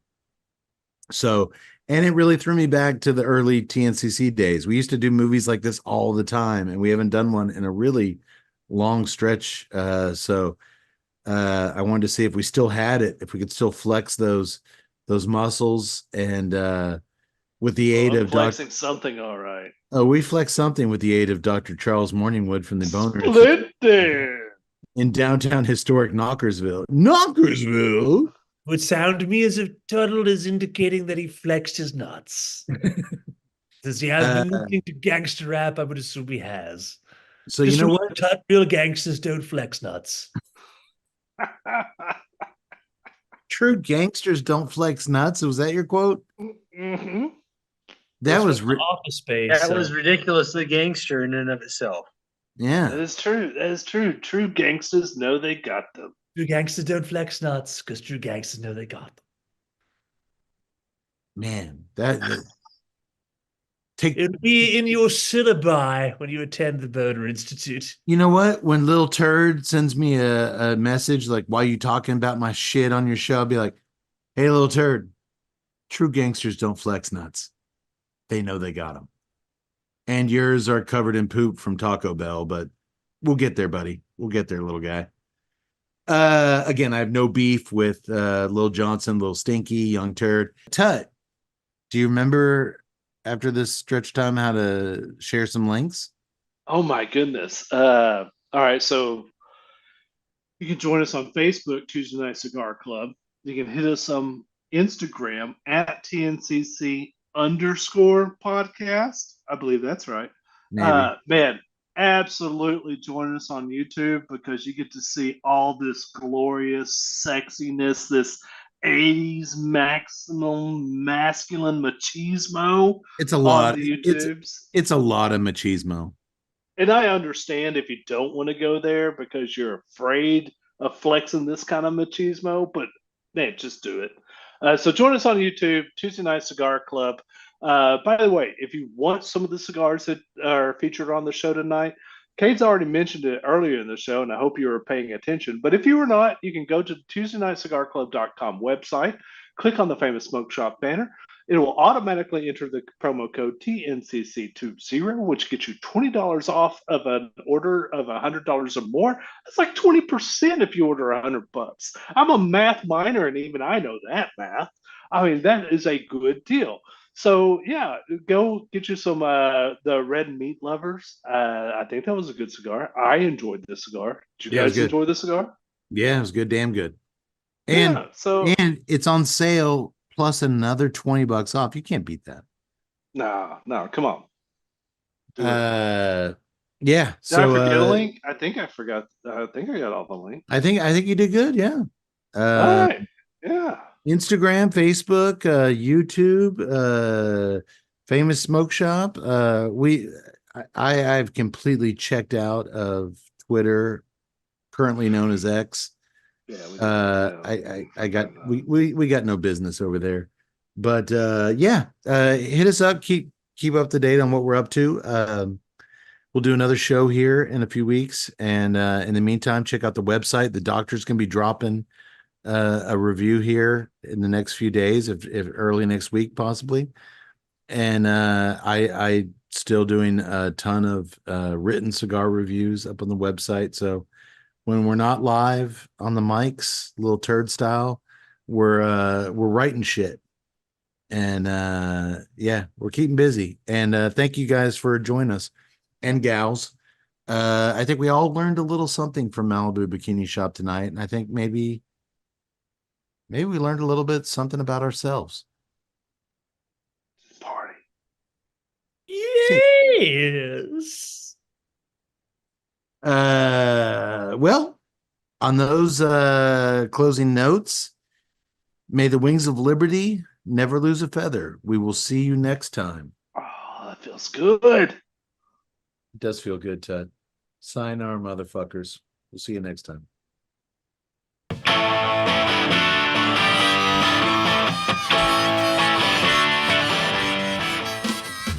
For more on O'Brien's Irish Pub, the live music leader in Central Texas, please visit o'brienstemple.com and download their free smartphone app, where you'll find full beer listings including over 40 on tap, menu information, and a calendar of upcoming live events. To listen and purchase music heard on tonight's program, check out www.fritzbeermusic.com. Thank you for listening to the Tuesday Night Cigar Club podcast. This is Keith A. Howell saying until next time, friends, unless we see you sooner at the pub. So keep it smoky, and for God's sake, keep it ballsy as well.